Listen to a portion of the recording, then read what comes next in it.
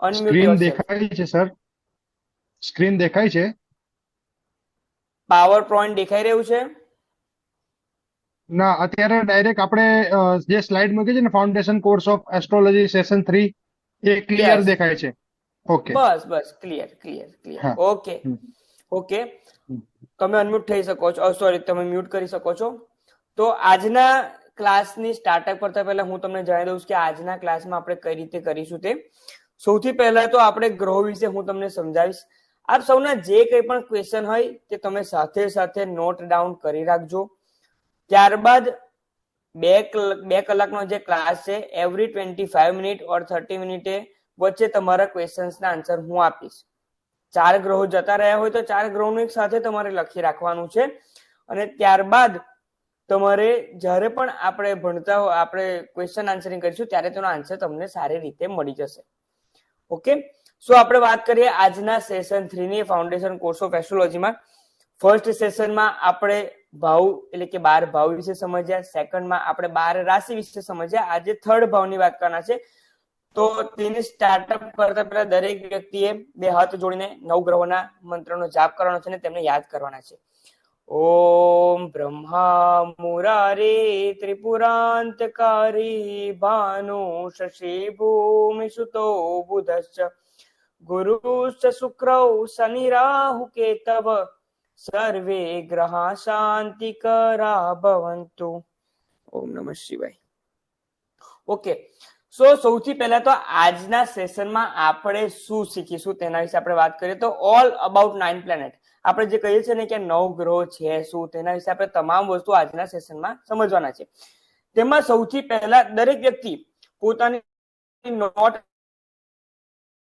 અને પેન લઈને, જે લોકો બેસે દરેક વ્યક્તિ હું જે પ્રમાણે કહું છું તે પ્રમાણે તમે લખો. પહેલા લખો રવિ, સોમ, મંગળ, બુધ, ગુરુ, શુક્ર, શનિ. આ પ્રમાણે દરેક વારના નામ લખી લો. ફટાફટ ફટાફટ, આપણે સ્કૂલના સ્ટુડન્ટ નથી, આપણે ફટાફટ લખવાનું છે. રવિ, સોમ, મંગળ, બુધ, ગુરુ, શુક્ર, શનિ. હવે રવિની સામે લખો સૂર્ય અને સોમની સામે લખો ચંદ્ર. બાકીના બધા વાર જે છે તે તમામ ગ્રહોને રિપ્રેઝન્ટ કરે છે. એટલે કે સૂર્ય, ચંદ્ર, મંગળ, બુધ, ગુરુ, શુક્ર, શનિ, આ પ્રમાણે ગ્રહો હોય છે. ઓકે. ત્યારબાદ રવિની એટલે કે સૂર્યની સામે લખો રાજા, સૂર્યની સામે લખો રાજા, ચંદ્રની સામે લખો રાણી, મંગળની સામે લખો સેનાપતિ, બુધની સામે લખો યુવરાજ,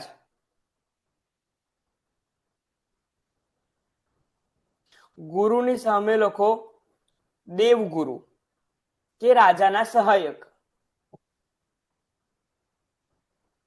શુક્રની સામે લખો દાનવ ગુરુ, રાજાના શત્રુના સહાયક. એ રીતે આપણે તેમને ગણીએ. ત્યારબાદ લખો શનિ, ન્યાયના દેવતા, ન્યાયાધીશ.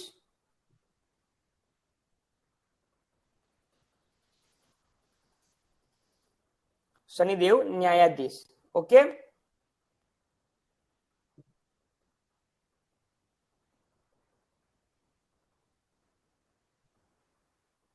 લખાઈ ગયું બધાનું? ઓકે. હવે આ જે મેં તમને લખાવ્યું છે તે છે શું? આ જે 9 ગ્રહો છે તે એક ફેમિલી છે, એક કિંગડમ છે. માની લો એક કિંગડમ છે કે જેના રાજા સૂર્ય છે. આપણે સૌ જાણીએ છીએ કે સૂર્ય સેન્ટરમાં છે અને તેની આજુબાજુ બાકીના ગ્રહો ફરે છે. હવે એક વાત તમને અચરજ પામશે કે જ્યોતિષશાસ્ત્રમાં આપણે પૃથ્વીને સેન્ટરમાં ગણીએ છીએ અને તેની આજુબાજુ બધા ગ્રહો ફરે છે તેવું આપણે માનીએ છીએ. ઓકે.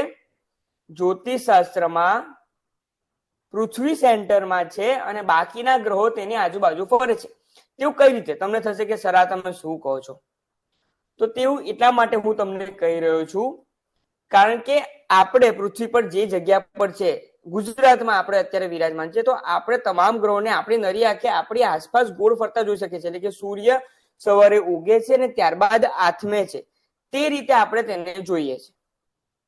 તો આપણે જ્યોતિષ શાસ્ત્રમાં તે જ માનવાનું છે કે દરેક ગ્રહો પૃથ્વીની આસપાસ ફરે છે. ઓકે, આગળ હવે આપણે મેઇન પ્રેઝન્ટેશન પર જઈશું કે કયા પ્રમાણે આ ગ્રહો આપણા ઉપર અસર કરે છે. જો અત્યારે હાલમાં મને ફક્ત ને ફક્ત પ્રેઝન્ટેશન દેખાઈ રહ્યું છે, બેકઅપ સપોર્ટ હાલમાં આજની તારીખમાં નથી. તો જો તમને કોઈને પણ પ્રેઝન્ટેશન ના દેખાતું હોય કે ઓડિયોમાં પણ જો તકલીફ હોય તો કોઈ પણ એક વ્યક્તિ અનમ્યુટ કરીને બોલી દેવા વિનંતી. પહેલા બોલું, મારું નામ અનિરુદ્ધસિંહ છે અને સર પ્રેઝન્ટેશન નથી દેખાયું, અવાજ ક્લિયર નથી આવ્યો. ઓકે, હવે આપણે વધારે વેટ નથી કરવી.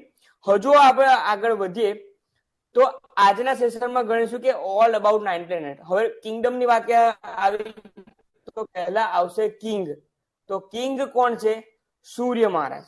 તમારી સ્ક્રીન ઉપર સૂર્ય, સન પ્લેનેટ, તેના કારકત્વ, તેની આજીવિકા એટલે કે તેનું પ્રોફેશન અને તેના બોડી પાર્ટ અને તે કયા પ્રમાણેનું ગ્રહ છે તેની તમામ વસ્તુઓ તમને દેખાઈ રહી છે. પ્રેઝન્ટેશન તમને આજના સેશનમાં શેર કરી દેવામાં આવશે.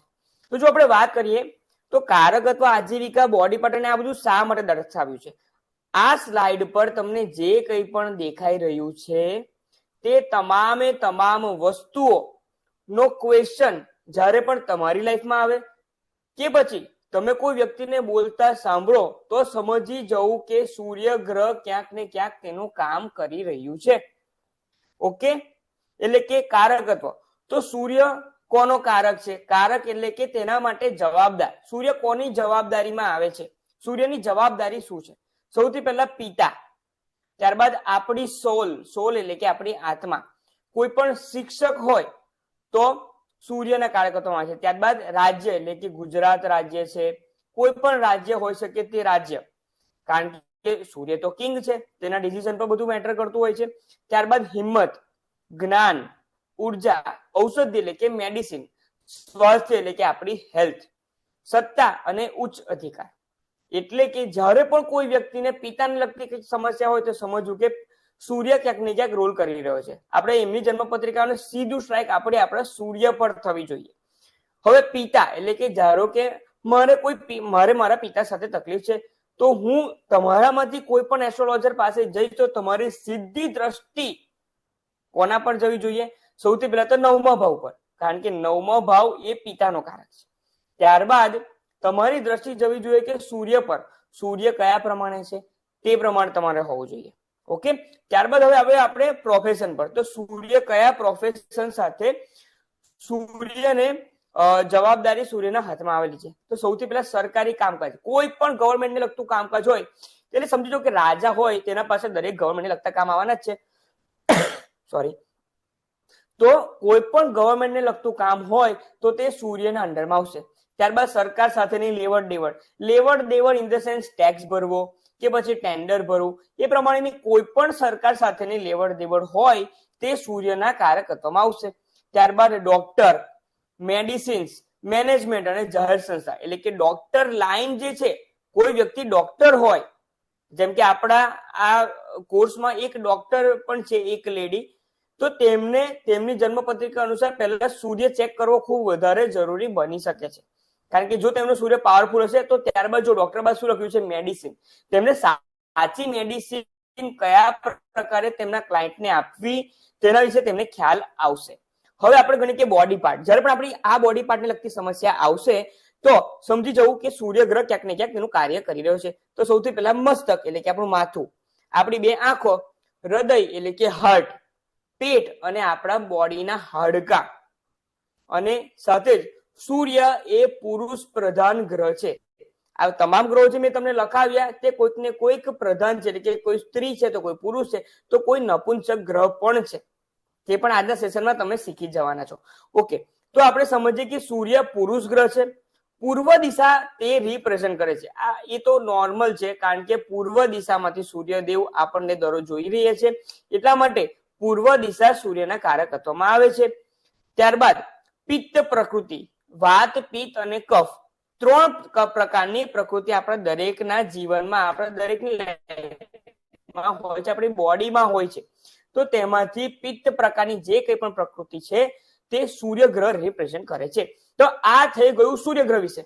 તમારે કોઈ મોટી મોટી બુક્સ રિફર કરવાની હાલના સ્ટેજમાં જરૂરત નથી. જો તમે આ બેઝિક સમજી જશો તો તમને તમામ આવી જશે. હવે તમે કહેશો કે સર ખાલી સૂર્યગ્રહ વિશે આટલું જ જાણવું એ તો કેટલું ઓછું થઈ શકે. મિત્રો, ડાયરેક્ટ લાંબી છલાંગ નથી મારવાની આપણે. પહેલા સમજો. જો હવે હું તમને કહું તો શિક્ષકને તમે ડિટેલમાં કઈ રીતે જઈ શકો છો. શિક્ષક છે તો એક સ્કૂલ હશે, તેમાં પ્રિન્સિપાલ હશે, ત્યારબાદ હાયર સેકન્ડરીના શિક્ષકો, ત્યારબાદ ડેપ્યુટી પ્રિન્સિપાલ હશે કે તેમના આસિસ્ટન્ટ પ્રિન્સિપાલ હશે, ત્યારબાદ ક્લાર્ક હશે, ત્યારબાદ હાયર સેકન્ડરીના ટીચર્સ હશે, સેકન્ડરીના ટીચર્સ હશે. તો આ પ્રમાણે તમારે બાયફર્કેટ કરવાનું છે કે કયા ટીચરને હું સૂર્ય સાથે કમ્પેર કરું. ત્યારબાદ રાજ્ય, તો ભારત રાજ્ય છે તો તેમાંથી ભારત દેશ છે તેમાંથી કયા રાજ્યમાં તકલીફ આવી રહી છે અને તે રાજ્યની જન્મ પત્રિકા પ્રમાણે હું સૂર્યગ્રહને જોઈશ. કઈ રીતે? 1 મે 1960 ગુજરાત રાજ્ય અને મહારાષ્ટ્ર એકબીજાથી અલગ પડ્યું હતું. 1 મે 1960 ના સૂર્યોદયના સમયની જન્મ પત્રિકા કોઈ પણ એપ્લિકેશનમાં બનાવો અને પછી જુઓ કે સૂર્ય કઈ રાશિમાં આવી રહ્યો છે, કયા પ્રમાણે છે, તે પ્રમાણે જ રહેશે. હવે જો તમને તેનું હજુ વધારે ડિટેલમાં આપણે જઈએ તો ગુજરાત અને મહારાષ્ટ્રમાં કયા પ્રમાણે સત્તા પલટ થાય છે તે તમામ વસ્તુઓ તે પ્રમાણે તેના ઉપર અસર કરતી હોય છે. હવે તમે કોઈ પણ ડોક્ટરને લઈ લો, કોઈ પણ મેનેજમેન્ટને લઈ લો, કોઈ પણ જાહેર સંસ્થાને લઈ લો, તો આ પ્રમાણે તમારે ગ્રહોને ડિટેલમાં જવાનું છે. હું જે કેટલા દિવસથી આપ સૌને મેસેજ કરી રહ્યો છું કે તમારી બારે ભાવની કુંડળી પ્રમાણે રાશિ મૂકીને મને ડિટેલમાં આપો. ઘણા લોકો ખૂબ સારું કામ કરી રહ્યા છે. તમારે આ પ્રમાણે ડિટેલમાં આપવાનું છે. કેટલાય લોકોનું મેં વાંચ્યું છે, હજુ કેટલા લોકોનું વાંચવાના આન્સર્સ બાકી છે, પરંતુ ડિટેલમાં તમે જેટલું જશો તેટલું વધારે જ્યોતિષ શાસ્ત્રને તમે સમજી જશો. મિત્રો, જ્યોતિષ શાસ્ત્ર ફક્ત એક સ્લાઇડમાં કે 1000 બુકો વાંચવાથી નથી આવતું. તે ઓનલી તમારા એક્સપિરિયન્સ પરથી જ આવશે. હવે આપણે આગળ વધશું.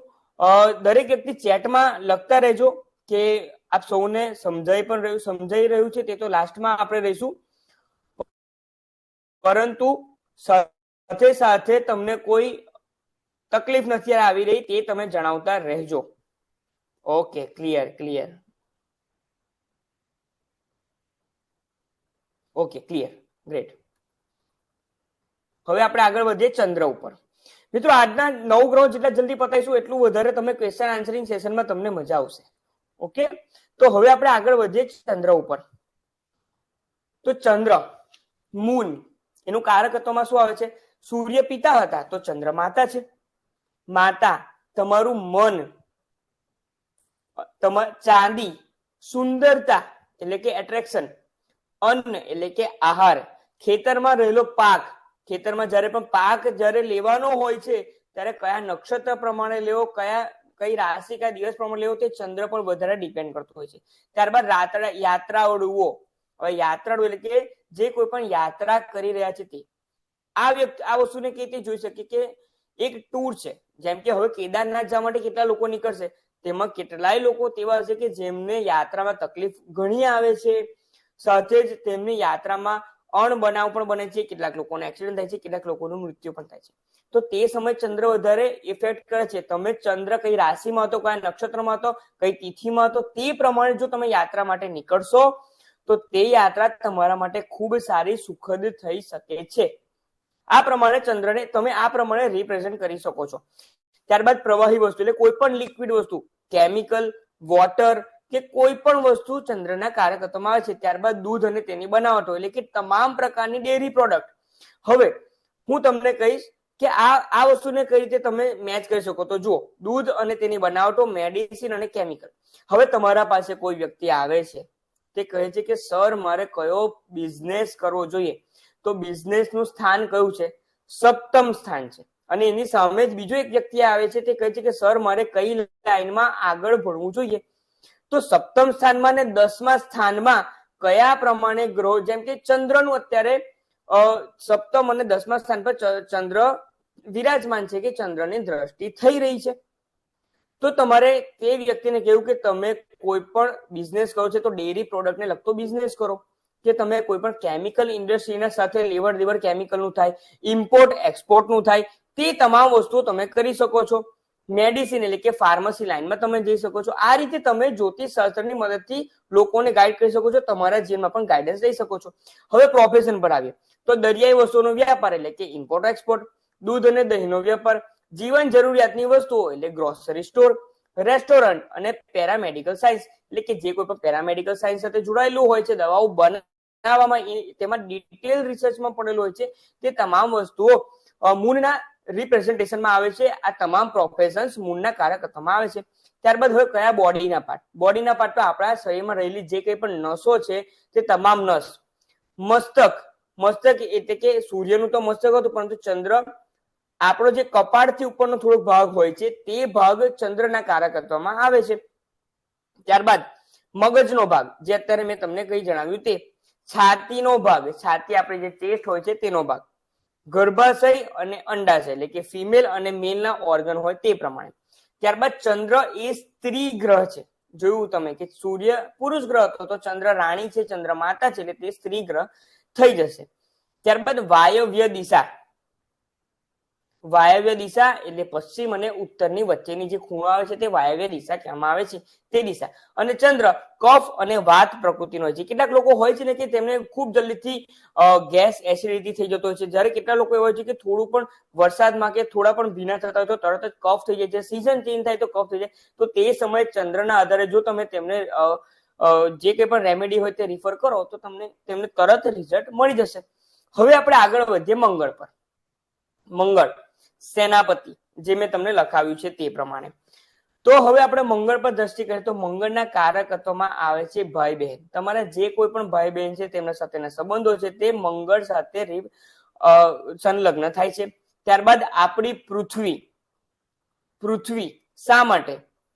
પૃથ્વી એવું કહેવામાં છે, શાસ્ત્રમાં કહેવામાં આવ્યું છે, એ શ્લોક હું તમને નેક્સ્ટ સેશનમાં ખૂબ સારી રીતે સમજાવીશ ઇન ડિટેલમાં. તો મંગળ વિશે કહેવામાં આવ્યું છે કે તે પૃથ્વીમાંથી છૂટો પડેલો ગ્રહ છે અને તેટલા માટે તેને ભૂમિ સૂત, ભૂમિ એટલે કે આપણી પૃથ્વી, અને સૂત એટલે કે પુત્ર, ભૂમિપુત્ર કહેવામાં આવે છે. અને તેના માટે જ તમે પણ જોશો કે મંગળ ઉપર કેટલાય વર્ષોથી આપણે સૌ હ્યુમન્સ તેના ઉપર જઈને ત્યાં રહી શકાશે કે નહીં તેના ઉપર આપણે રિસર્ચ કરી રહ્યા છીએ. તેનું કારણ શું? કારણ કે મંગળની જે વાતાવરણ છે તે કેટલાક એરિયામાં પૃથ્વી જેટલું છે. કારણ કે આપણા શાસ્ત્રો તો પહેલેથી કહી ચૂક્યા છે કે મંગળ પૃથ્વીમાંથી છૂટો પડેલો છે, તેથી તેને પૃથ્વીનો કારક પણ ગણવામાં આવે છે. જ્યારે પણ મંગળનું રાશિ પરિવર્તન થાય છે ત્યારે તમે મારી ઇન્સ્ટાગ્રામ ચેનલ પર જોયું જ હશે કે મંગળના પ્રેડિક્શનમાં કેટલીક વાર તેવી રાશિમાં જ્યારે આવે છે ત્યારે ભૂકંપ અને આગ લાગવાનું પ્રેડિક્શન હું ખાસ કરતો હોઉં છું. કારણ કે ભૂકંપ અને આગ લાગવાનું સીધું સંલગ્ન મંગળ સાથે હોય છે, કારણ કે તે પૃથ્વી સાથે જોડાયેલો છે. હિંમત, સાહસ અને તર્ક શક્તિ. હિંમત અને સાહસ, કોઈ વ્યક્તિમાં ખૂબ વધારે હિંમત હોય છે કોઈ કાર્ય કરવાની. જેમ કે હું અત્યારે તમારા જેવા 40 જણને હું ભણાવી રહ્યો છું તો મારામાં એક હિંમત આવી રહી છે, તો તે મંગળના થકી આવે છે. શસ્ત્રક્રિયા, જે કોઈ સમાજના લોકો શસ્ત્રક્રિયા કરતા હોય છે, કે આપણી મિલિટરી આર્મ્ડ ફોર્સ પણ જો શસ્ત્રક્રિયા કરતી હોય છે બીજા દેશો સાથે રહીને, તે શસ્ત્રક્રિયા મંગળ સાથે જોડાયેલું છે. ત્યારબાદ આપણા શત્રુઓ, ગરમી, ઇલેક્ટ્રિસિટી, ખેતી અને જમીન. હવે તમે જોશો તો ખેતીમાંનો પાક એ ચંદ્ર છે અને ખેતી અને જમીન તે મંગળ છે. તો આ પ્રમાણે તમે કોમ્બિનેશન ગ્રહોનું બેસાડી શકો છો. ત્યારબાદ આજીવિકા એટલે કે મંગળ કયા કયા પ્રોફેશન સાથે જોડાયેલો છે. તો મંગળના જો આપણે પ્રોફેશનની વાત કરીએ તો સૌથી પહેલા મિલિટરી, એ હું હમણાં તમને કહી ચૂક્યો છું કે આર્મ્ડ ફોર્સ, મિલિટરી. ત્યારબાદ પોલીસ, લીડરશિપ, એન્જિનિયરિંગ મશીનરીઝ, જમીનની દલાલી એટલે કે દલાલીને લગતું કોઈ પણ કામ. ત્યારબાદ ખેતી, મિકેનિક, યંત્ર ઉત્પાદન એટલે કે કોઈ પણ મેન્યુફેક્ચરિંગ સિસ્ટમ કે જ્યાં તમે નાના સ્ક્રૂ થી લઈને મોટા, નાના નટ બોલ્ટ સ્ક્રૂ થી લઈને મોટા ઇક્વિપમેન્ટ બનાવો છો, તે તમામ વસ્તુ યંત્ર ઉત્પાદન મંગળના કારકત્વમાં આવે છે. હવે તમે જોશો ડોક્ટર પણ મંગળના કારકત્વમાં આવે છે. મિત્રો, ડોક્ટરમાં કયા પ્રમાણેનું હોય છે કે કોઈ એક ઓર્ગનનો ડોક્ટર નથી હોતો. જેમ કે કોઈક MBBS માં પણ કેટલી બધી હોય છે, સર્જન હોય છે, ENT હોય છે, આંખના, દાંતના, લીવરના કે કેન્સરના કે અલગ અલગ પ્રકારના ડોક્ટર હોય છે. તેથી ડોક્ટર લાઈન અને બાકીની બધી લાઈન અલગ અલગ ગ્રહોના કારકત્વમાં આવે છે. તો ડોક્ટર પ્રોફેશન સાથે પણ ચંદ્ર, મંગળ અને ચંદ્ર એ બંને ગ્રહો જોડાયેલા છે. હવે બોડીના પાર્ટ્સ, તો સૌથી પહેલા છે રક્તવાહિની. આપણા બ્લડમાં નસ હોય છે અને નસ સિવાય બીજી પણ નસ હોય છે કે જેમાંથી બ્લડનું સર્ક્યુલેશન થતું હોય છે. તો તે રક્તવાહિની પર મંગળનું રિપ્રેઝન્ટેશન હોય છે. ત્યારબાદ ધમની અને શિરા, જે આપણે સ્કૂલના ટાઈમમાં ભણતા આવ્યા છે તે છે. કોઈ ડિટેલમાં આ વર્ડ વિશે પૂછો ને, કારણ કે આપણા બોડીમાં ધમની કઈ જગ્યાએ પહોંચે તે તમે ગૂગલ સર્ચ કરી શકો છો. મને પણ એનું ઇનડેપ્થ નોલેજ મેડિકલ ફિલ્ડનું નથી હોતું. તો પિત્ત, કારણ કે મંગળ પિત્ત પ્રકૃતિનો છે. આપણું માથું, નાક અને કાન. હવે હું તમને કહું, એક મજાની વાત કહું, સૂર્ય હૃદય છે અને મંગળ તે રક્તવાહિની છે. એક ખૂબ સરસ ટીપ આપું, તમે 50 લોકોની કુંડળી જોજો કે જેમને બ્લડ કેન્સર કે હાઈ બીપી એટલે કે બ્લડ પ્રેશરની સમસ્યા કે આ પ્રમાણેની કોઈ પણ સમસ્યાઓ તેમને થઈ હોય, તો તે તમામ સમસ્યાને લગતા તે સૌ જાતકની જન્મ પત્રિકામાં સૂર્ય અને મંગળની યુતિ હશે. હવે તમને થશે કે સર તમે કયા પ્રમાણે કીધું? હાર્ટ, કે જેના જે એક પ્યોરિફાય છે, આપણું જે કંઈ પણ રક્ત હોય તેને પ્યોરિફિકેશનનું વન ટાઈપ ઓફ કામ કરે છે. તેના થ્રુ બધા આપણું બ્લડ વહે છે. હવે મંગળ બ્લડનો કારક છે, તેને જોડતી રક્તવાહિનીઓનો કારક છે, તેના કારણે અને સાથે આવે છે હાર્ટ. તો સૂર્ય અને મંગળ જ્યારે પણ કોઈ પણ વ્યક્તિની જન્મ પત્રિકામાં વિરાજમાન સૂર્ય મંગળ સાથે હશે, કોઈ પણ ભાવમાં તે વ્યક્તિને હાઈ બીપી, લો બીપી એટલે કે બ્લડ પ્રેશરની લગતી સમસ્યા, સુગરને લગતી સમસ્યા અને તે વ્યક્તિને અવશ્ય આ તમામ વસ્તુઓની સમસ્યા હંમેશા ને હંમેશા રહેતી જ રહેશે. કેટલાક કેસમાં એક હજુ પણ પ્લેનેટ છે તે જ્યારે આ બધા ગ્રહો સાથે મેચ થશે ત્યારે કેન્સરના યોગ થાય છે. તે આજના સેશન એન્ડ સુધીમાં તે ટીપ પણ હું તમને આપી દઈશ. નેક્સ્ટ, બુધ ગ્રહ, મર્ક્યુરી. મર્ક્યુરીની બાજુમાં તમે શું લખ્યું છે? મર્ક્યુરીની બાજુમાં લખ્યું છે યુવરાજ. આ યુવરાજ જેવો ગ્રહ છે, એટલા માટે તેને યુવરાજ કહેવામાં આવ્યું છે. હવે તમને હું એક મહત્વની વાત કહું, તો બુધ ગ્રહ તે નપુંસક ગ્રહ કહેવામાં આવ્યો છે. ચંદ્ર સ્ત્રી, સૂર્ય અને મંગળ પુરુષ, પરંતુ બુધને નપુંસક ગ્રહ કહેવામાં આવ્યો છે. કારણ શા માટે?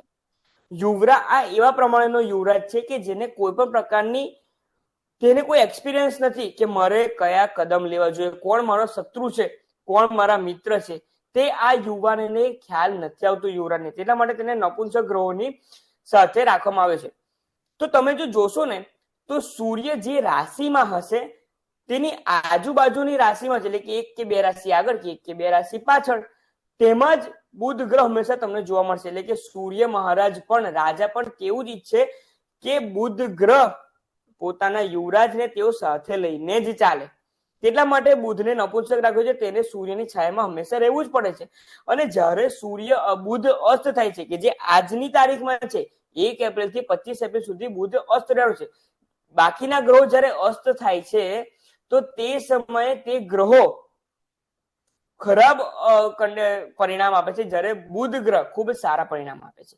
તે ડિટેલમાં આપણે આગળના સેશન્સમાં વાત કરશું, પરંતુ આ તમારે જાણવું જરૂરી હતું. ઓકે, તો આપણે વાત કરીએ, તમે બધે નોટ ડાઉન ત્યાં સુધીમાં બધું કરી લીધું હશે. હવે આપણે વાત કરીએ બુધ ગ્રહની. તો બુધ ગ્રહમાં સૌથી પહેલું આવે છે જ્યોતિષ, કે જે તમે સૌ શીખી રહ્યા છો. અત્યારે હાલમાં ક્યાંક ને ક્યાંક તમારો બુધ ગ્રહ એક્ટિવ થયો હશે, તેના કારણે આપ સૌ જ્યોતિષનું જ્ઞાન લઈ રહ્યા છો. ત્યારબાદ ગણિત. જ્યોતિષ ઇઝ ઓલ અબાઉટ મેથેમેટિક્સ. ગણિત છે, આ ગ્રહોને આપણે ગણી શકીએ છીએ તેમનું ભૂગોળના આધારે અને ખગોળના આધારે, ત્યારે જ આપણે જ્યોતિષને આટલું સૂક્ષ્મતાથી સમજી શકીએ છીએ. તે તમને નેક્સ્ટ સેશનમાં જ્યારે આપણે કુંડળી કયા પ્રમાણે પંચાંગ જોવાનું છે તે શીખીશું, ત્યારે તમને ખ્યાલ આવશે કે સરે લાસ્ટ સેશનમાં કહ્યું હતું. ત્યારબાદ આપણી વાણીમાં મધુરતા, વાણીમાં કર્કશતા, તે તમામ વસ્તુ બુધ દ્વારા જાણી શકાય છે. ત્યારબાદ આવે છે ગણિત. મામા એટલે કે તમારા માતાના ભાઈ, મામા તમારામાં કેટલી ચતુરતા છે. પેજીસ એટલે કે સ્ટેશનરી, કાગળ, એકાઉન્ટ, બિઝનેસ અને તમારી ચપળતા. હવે જો તેના આજીવિકા, તેના પ્રોફેશન પર આપણે જઈએ તો ડિપ્લોમેટ્સ, જ્યોતિષ, સીએ, સ લખ્યું છે પણ સીએ છે, શિક્ષક, વકીલ, પત્રકાર, વક્તા, લેખક, પ્રકાશન, માર્કેટિંગ, બિઝનેસ, કમિશન એજન્ટ અને ફોટોગ્રાફી. હવે જો પ્રોફેશન જો તમે જોશો ને આમાં, તો તે તમામ પ્રોફેશન અહીંયા સાથે લગતા છે. ડિપ્લોમેટ્સ એટલે કે ગણિત આવી ગયું, શિક્ષક, વકીલ, પત્રકાર અને વક્તા અને લેખક એ શેના સાથે આવે છે? તો તે આવે છે તમારી વાણી સાથે, તમારી વાક ચાતુર્ય સાથે. એકાઉન્ટ અને બિઝનેસ તો આવે છે માર્કેટિંગ, બિઝનેસ અને કમિશન એજન્ટ સાથે. સાથે તમારી ચપળતા કે જે ફોટોગ્રાફી સાથે જોડાયેલી છે. તમે જેટલું સારી રીતે ચપળતાથી તમે ફોટો ક્લિક કરતા થશો તેટલું તમારા માટે સારું છે. તો આ પ્રમાણે કારકત્વ અને આજીવિકા એક સાથે જોડાયેલી છે. ત્યારબાદ બોડી પાર્ટ. તો બુધ ગ્રહ કયા બોડી પાર્ટ ને પ્રેઝન્ટ કરે છે? તો તમારી જીભ, તમારો કંઠ. હવે જીભ અને કંઠ શા માટે? બુધ ગ્રહ વાણી સાથે જોડાયેલો છે. જો તમારી જીભ ના હોત તો તમે બોલી શકત. જો તમારો કંઠ ના હોત, તમારી સ્વર પેટી ના હોત, તો શું તમે બોલી શકત? તો આ પ્રમાણે બુધ ગ્રહને તમે તેના સાથે કમ્બાઈન કરી શકો છો. ત્યારબાદ આપણે આગળ વધીએ તો થાઇરોઇડ ગ્લેન્ડ. કેટલાક લોકોને થાઇરોઇડ ડિટેક્ટ થાય છે, તો તે લોકોને પણ બુધ ગ્રહ સાથે તે હોય છે. જ્ઞાન તંતુઓ અને આપણી ચામડી એટલે કે આપણી સ્કિન, તે સ્કિન જે છે તે બુધ સાથે લાગે છે. હવે વાત કરીએ તો બુધ નપુંસક ગ્રહ છે અને બુધ એ ઉત્તર દિશાને રિપ્રેઝન્ટ કરે છે. ઉત્તર દિશા એ વાસ્તુશાસ્ત્ર પ્રમાણે કુબેરની દિશા છે, પૈસાની દિશા છે.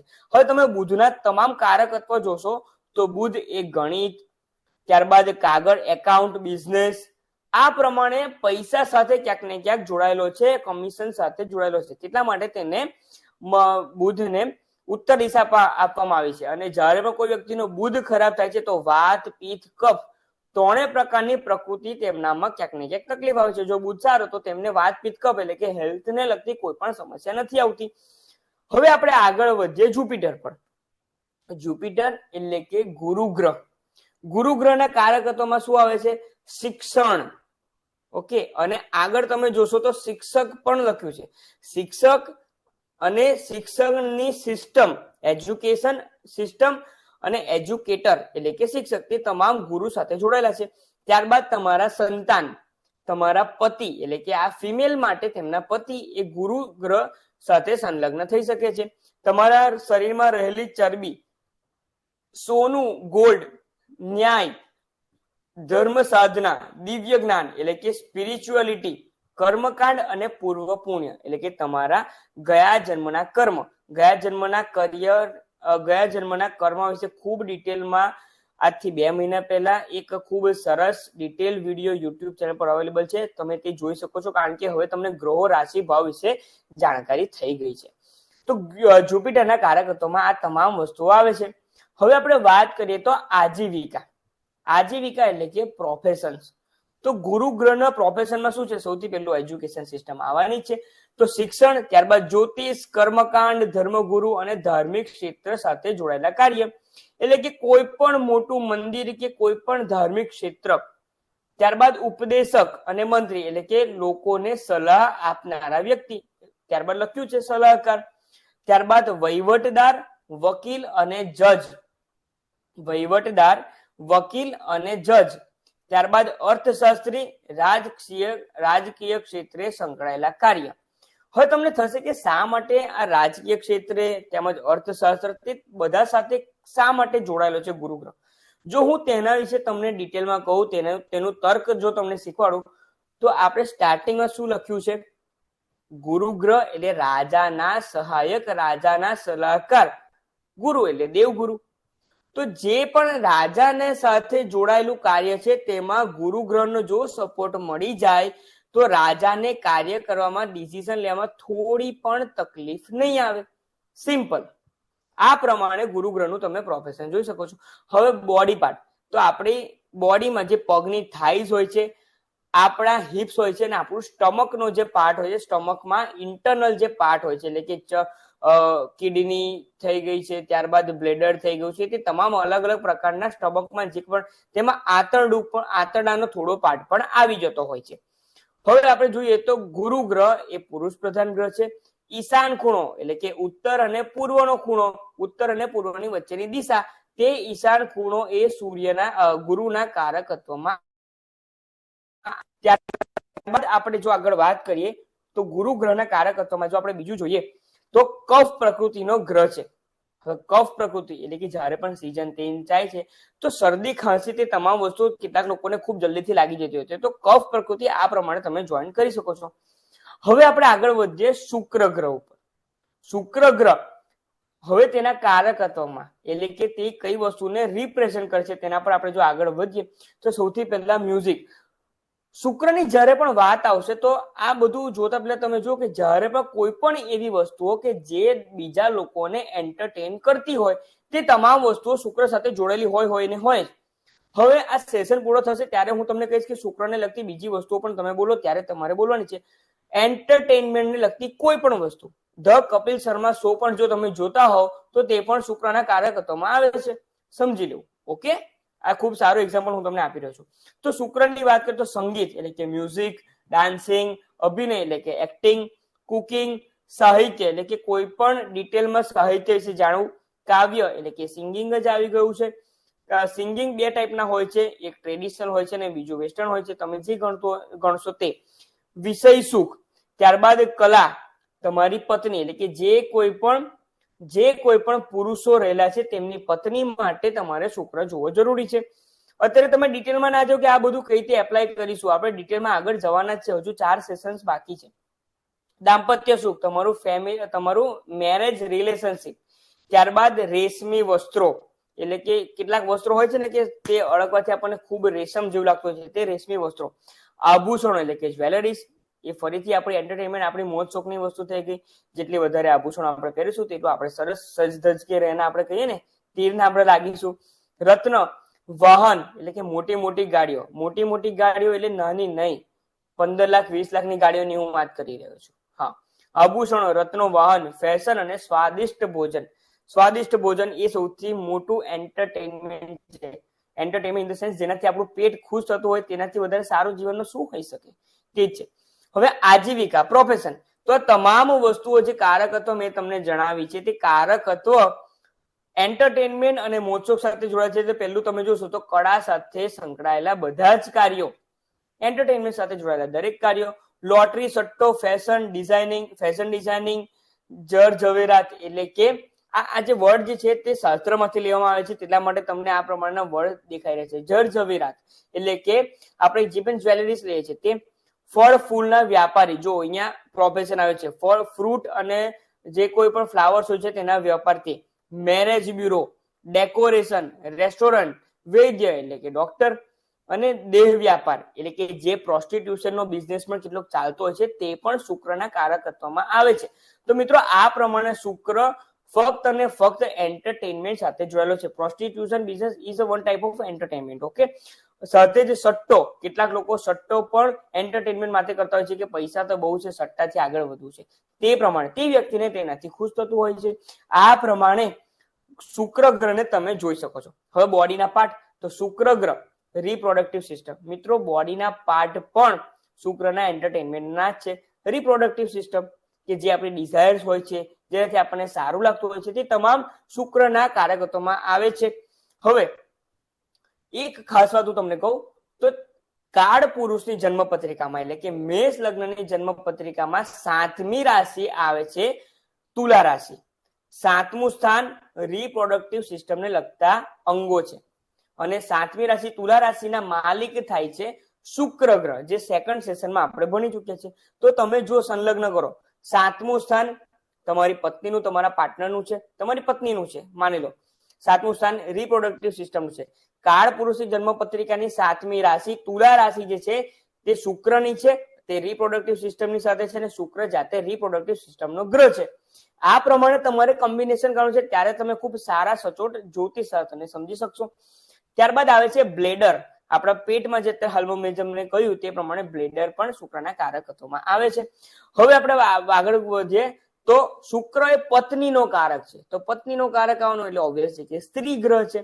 ત્યારબાદ અગ્નિ ખૂણો, શુક્ર કેશ ફ્લો ને રિપ્રેઝન્ટ કરે છે. કેશ ફ્લો ની ડાયરેક્શન છે અગ્નિ, ફાયર ની ડાયરેક્શન છે અગ્નિ ખૂણો એટલે કે સાઉથ ઈસ્ટ કોર્નર, સાઉથ દિશા એટલે કે દક્ષિણ દિશા અને પૂર્વ દિશાની વચ્ચેનો જે ખૂણો હોય છે તે શુક્રના કારકત્વમાં આવે છે અને કફ અને વાત પ્રકૃતિનો શુક્ર ગ્રહ છે. હવે આપણે આગળ વધીએ શનિ ગ્રહ વિશે. શનિ કે જેને આપણે લખ્યું છે ન્યાયાધીશ. શા માટે તે લખ્યું છે તે તમે તેના કારકત્વ, પ્રોફેશન્સ, તે તમામ વસ્તુ જોઈને તમને સમજી જશો. શનિ વિશે વાત કરીએ તો શનિ આપણા આયુષ્ય સાથે જોડાયેલો છે. તમે કેટલું જીવશો કેટલું નહીં તે તમામ વસ્તુ શનિ સાથે જોડાયેલી છે. ત્યારબાદ ખેતીવાડી, ધીરજ એટલે કે પેશન્સ, સહનશીલતા, કોઈ વ્યક્તિ કેટલું સહન કરી શકે છે તે શનિથી આપણે જોઈ શકીએ છીએ. ચોકસાઈ એટલે કે શનિનું કામ ધીમું હોય છે પરંતુ ઝીણવટ ભર્યું હોય છે, તે ખૂબ ડિટેલિંગ કરી શકે છે. ત્યારબાદ ન્યાય, ન્યાયના દેવતા છે. ભૂગર્ભ શાસ્ત્ર, ભૂગર્ભ શાસ્ત્ર એટલે કે જે જમીનની અંદરનું શાસ્ત્ર છે તે તમામ વસ્તુ શનિના કારકત્વમાં આવે છે. હવે તમે આગળ વાંચો, અનાજ, કોલસો અને ભૂગર્ભ શાસ્ત્રમાં રહેલી તમામ વસ્તુઓ. અન્ય ભાષાઓ એટલે કે બીજી લેંગ્વેજીસ, કેટલાક લોકો હોય છે કે જે ગુજરાતી, હિન્દી, ઇંગ્લિશ કે મરાઠી આ 4 લેંગ્વેજ સિવાય બીજી પણ સ્પેનિશ, જર્મન તમામ વસ્તુઓ પણ જાણતા હોય છે, તમામ ભાષાઓ જાણતા હોય છે, તો તેમનો ક્યાંક ને ક્યાંક શનિ વધારે એક્ટિવ હોઈ શકે છે. સિમ્પલ. હવે આપણે આગળ વધીએ તો ગુડ જ્ઞાન, અકળ સાયન્સ એટલે કે ઓકલ્ટ સાયન્સ, જે અત્યારે હું અને તમે અત્યારે શીખી રહ્યા છે. ઓકલ્ટ સાયન્સ, જ્યોતિષ, વાસ્તુ, રેકી, હીલિંગ, ન્યુમરોલોજી, તમામ વસ્તુ ઓકલ્ટ સાયન્સની ફિલ્ડ છે. તે તમામ વસ્તુ શનિના કારકત્વમાં આવે છે. શા માટે? તમને થશે કે શા માટે? શનિ તો ન્યાયાધીશ છે, તેનું અકલ સાયન્સ સાથે શું લેવા દેવા? મિત્રો, 3rd પોઈન્ટ વાંચો, ધીરજ, સહનશીલતા અને ચોકસાઈ. જ્યારે કોઈ વ્યક્તિમાં પેશન હશે અને પેશન્સ પણ હશે, જ્યારે કોઈ વસ્તુ જાણવાની પેશન હશે અને તેને ધીરજથી, ચોકસાઈથી તેને રિસર્ચ કરીને જાણવાની જ્યારે તેની ઈચ્છા થશે, ત્યારે તે વ્યક્તિ જ્યોતિષશાસ્ત્રમાં આગળ વધી શકશે. તેના માટે દરેક ગ્રહ વિશે તેને ડિટેલિંગ કરવું પડશે. તો આ પ્રમાણે જો કોઈ વ્યક્તિનો શનિ ખૂબ સારો હશે તો તે પ્રમાણે તે ગ્રહ શનિ જે છે તેનું તે પ્રમાણે તેનું ન્યાયાધીશ ન્યાય કરશે. હવે આગળ વધીએ તો શનિની આજીવિકા. શનિની આજીવિકા પર આપણે આગળ વધીએ તો શનિ, નોકરી, કોઈ પણ વ્યક્તિ નોકરી કરતો હોય છે તો તેનું બાય ડિફોલ્ટ શનિ મહારાજ તેના કાર્ય, શનિ મહારાજના તે જે કંઈ પણ તેનો હાથ કહે કે તેના રિપ્રેઝન્ટેશનમાં આવી જશે. શા માટે? શનિની 10મી રાશિ છે, મકર રાશિનો માલિક છે. 10મી રાશિ કાળ પુરુષના 10મા ભાવમાં આવે છે. 10મો ભાવ એ નોકરીનો ભાવ છે. સિમ્પલ. આ રીતે તો જ્યોતિષ શાસ્ત્રને સમજવાનું છે, કઈ હાર્ડ નથી. ખૂબ સારી રીતે ઇઝીલી આપણે સમજી શકશે. ફક્ત તમારે તમારી થોડી તર્ક શક્તિને જણાવવાની જરૂરત છે. નોકરી, ત્યારબાદ ન્યાયાધીશ, ન્યાયના દેવતા છે, ન્યાયાધીશ છે. ખેતી, મજૂરી, જમીન અને ખાણને લગતા કાર્યો, જે કોલસામાં આપણે આગળ જોઈ ગયા છે. તેલનો વ્યાપાર, તેલ એટલે ફક્ત આપણે જે તેલ ખાઈએ છીએ ને માથામાં નાખીએ છીએ તેલ નહીં, પેટ્રોલિયમ પ્રોડક્ટ પણ તેલમાં જ આવે છે. ઈંધણ, તેલ, સ્પાઇસ, પેટ્રોલ, જે કંઈ પણ હોય છે, જે એરોસ્પેસમાં તે બધામાં યુઝ થતો, તે તમામ પેટ્રોલિયમ પ્રોડક્ટ્સ તે શનિ સાથે જોડાયેલી છે. કારણ કે શનિ ભૂગર્ભ શાસ્ત્ર સાથે પણ જોડાયેલો છે. તો ભૂગર્ભ શાસ્ત્ર એટલે જમીનની અંદર પેટ્રોલિયમ પ્રોડક્ટ ક્યાંથી નીકળે છે? જમીનમાંથી તો નીકળે છે. એટલા માટે તે પ્રમાણે ગણવામાં છે. જીનિંગ ફેક્ટરી, જમીનદાર, વીમા કંપની અને રિસર્ચ વીમા કંપની પણ તેમાં જ આવે છે. કારણ કે શનિ જે છે તે વીમા કંપનીના જેમ તમારા કાર્યો પ્રમાણે તમારા સાથે ન્યાય કરે છે. હવે કઈ રીતે? ધારો કે તમારો એક્સિડન્ટ થઈ ગયો તો વીમા કંપની પહેલા આવીને ચેક કરશે, તમે બધું બરાબર તો હતું ને, એટલે કે સીટ બેલ્ટ પહેર્યો તો, તમે રોંગ સાઈડ નતા જઈ રહ્યા, આ તમામ વસ્તુ ચેક કરે છે ને. તો તે પ્રમાણે શનિ મહારાજ પણ તમારા કર્મોના આધારે તમે કેવા કર્મો કર્યા છે, કેવો આહાર ગ્રહણ કર્યો છે, તે પ્રમાણે તમને ફળ આપે છે. તો મિત્રો, આ પ્રમાણે શનિ મહારાજનું પ્રોફેશન્સ આવે છે. બોડી પાર્ટ, તો આપણા દાંત, ત્યારબાદ આપણું કાંડું, આપણી માંસપેશીઓ એટલે કે હેમસ્ટ્રિંગ્સ અને માંસપેશીઓ જે કંઈ પણ આવે છે તે, આપણો પીઠનો ભાગ અને આપણો પગનો ભાગ. હવે તમને થશે કે પીઠ અને પગ કેમ?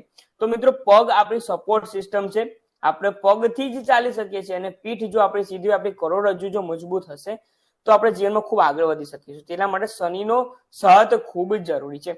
હવે ફરીથી હું તમને જણાવું તો શનિ મહારાજ એક નપુંસક ગ્રહ છે અને શનિ મહારાજની દિશા પૂર્વ દિશા અને વિરુદ્ધની દિશા પશ્ચિમ દિશા શનિના કારકત્વમાં આવે છે.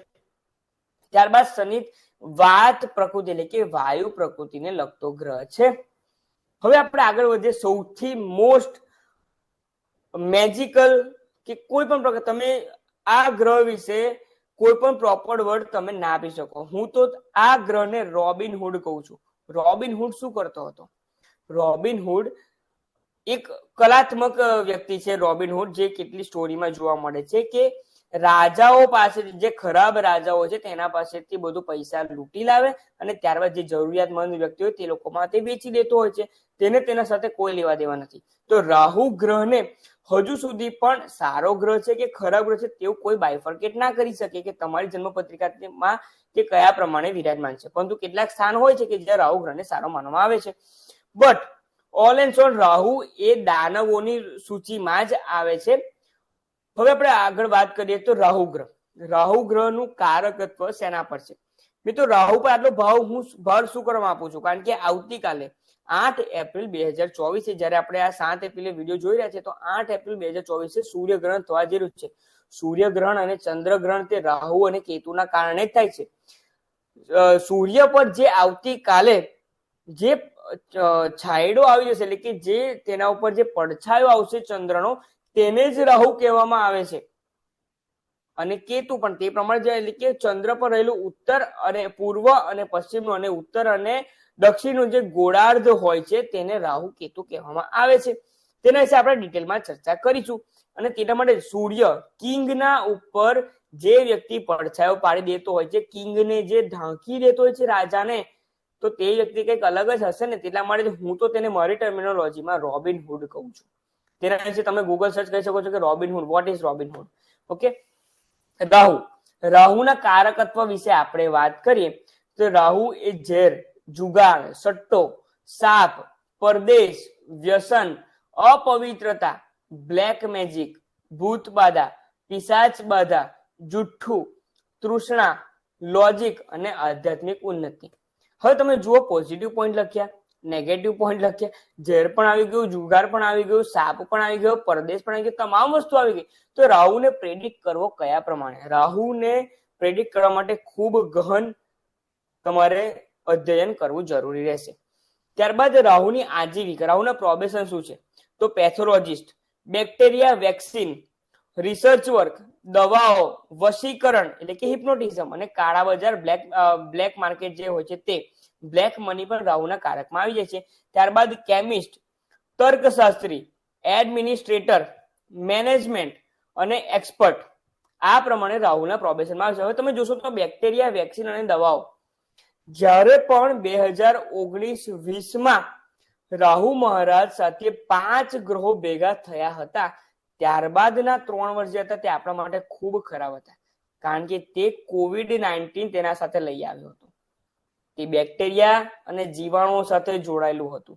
તો આ પ્રમાણે રાહુ કામ કરે છે. રાહુ એક પોતાનું રાશિ પરિવર્તન કરતા 1.5 વર્ષ લગાડે છે, એટલે કે 18 મહિના લગાડે છે. અને પહેલીથી છેલ્લી રાશિ આવતા તે ગ્રહ 18 વર્ષ કરે છે. એટલે જ્યારે પણ રાહુ ગ્રહ રાશિ પરિવર્તન કરે છે તો તે ખૂબ મહત્વનું હોય છે. તમારું જીવન ઉથલ પાથલ પણ તે કરી શકે છે.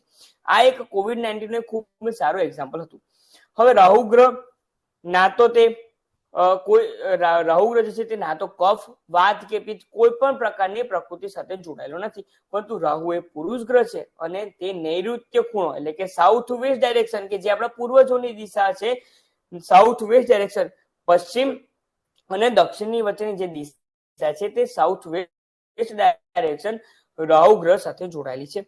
હવે આપણે વાત કરીએ અંતિમ પ્લેનેટની, અને અંતિમ પ્લેનેટ એટલે કે કેતુ ગ્રહ. હવે તમે જોશો તો કેતુનું માથું નથી હોતું. કેતુનું પહેલા હું રિપ્રેઝન્ટ તમને સમજાવી દઉં, ત્યારબાદ તમને કહીશ કે કયા પ્રમાણે કેતુ આ બધી વસ્તુ સાથે જોડાયેલો છે. તો કેતુ ગ્રહ મોક્ષ, મંત્રશાસ્ત્ર, આધ્યાત્મિકતા, અંધવિશ્વાસ, બ્રહ્મ જ્ઞાન, મૌન એટલે કે ચૂપ રહેવું, ભેદ નીતિ, તોડફોડ, ક્રાંતિ, વૈદિક શાસ્ત્ર અને તપસ્યા, આ તમામ કેતુના કારકત્વમાં છે. તમે જોશો તો ગુરુ એ દેવગુરુ છે, છતાં પણ કેતુ સ્પિરિચ્યુઆલિટી, આધ્યાત્મિકતા તમામ સાથે જોડાયેલો છે. તે ગુરુ ગ્રહ કરતા પણ વધારે કેતુ ગ્રહ આધ્યાત્મિક ઉન્નતિ તમારી કરી શકે છે, સ્પિરિચ્યુઅલી તમને ખૂબ એક્ટિવ કરી શકે છે. પરંતુ રાહુની સામે રહેતો હોવાને કારણે કેતુ ગ્રહ રાહુની સામે હોવાને કારણે કેતુ ગ્રહને પણ ખરાબ ગ્રહ ગણવામાં આવે છે. ત્યારબાદ કેતુની આજીવિકા, પ્રોફેશન, તો ધર્મગુરુ, પૂજારી, સંશોધક, પત્રકાર અને આયાત નિકાસ એટલે કે ઇમ્પોર્ટ એક્સપોર્ટ. કેતુ એ નપુંસક ગ્રહ છે અને તેનું પણ સ્થાન નૈઋત્ય દિશામાં છે. તો આ પ્રમાણે 12 ગ્રહો વિશે આજના સેશનમાં આપણે શીખ્યા. હવે હું જો તમને જણાવું તો કેતુ અને રાહુ વિશે શું છે, આપ સૌ તમારા માઇક, તમારે જે વિડીયો છે તે એકવાર ઓફ કરીને ફરીથી ઓન કરો, જેથી હું તમને જોઈ શકું છું. અત્યારે મારી સ્ક્રીન પર કોઈ દેખાઈ નથી રહ્યું મને, તેના કારણે તમારા જે કંઈ પણ ક્વેશ્ચન હતા તે તમામ ક્વેશ્ચન પણ તમે લખવાનું ચેટમાં સ્ટાર્ટ કરી શકો છો.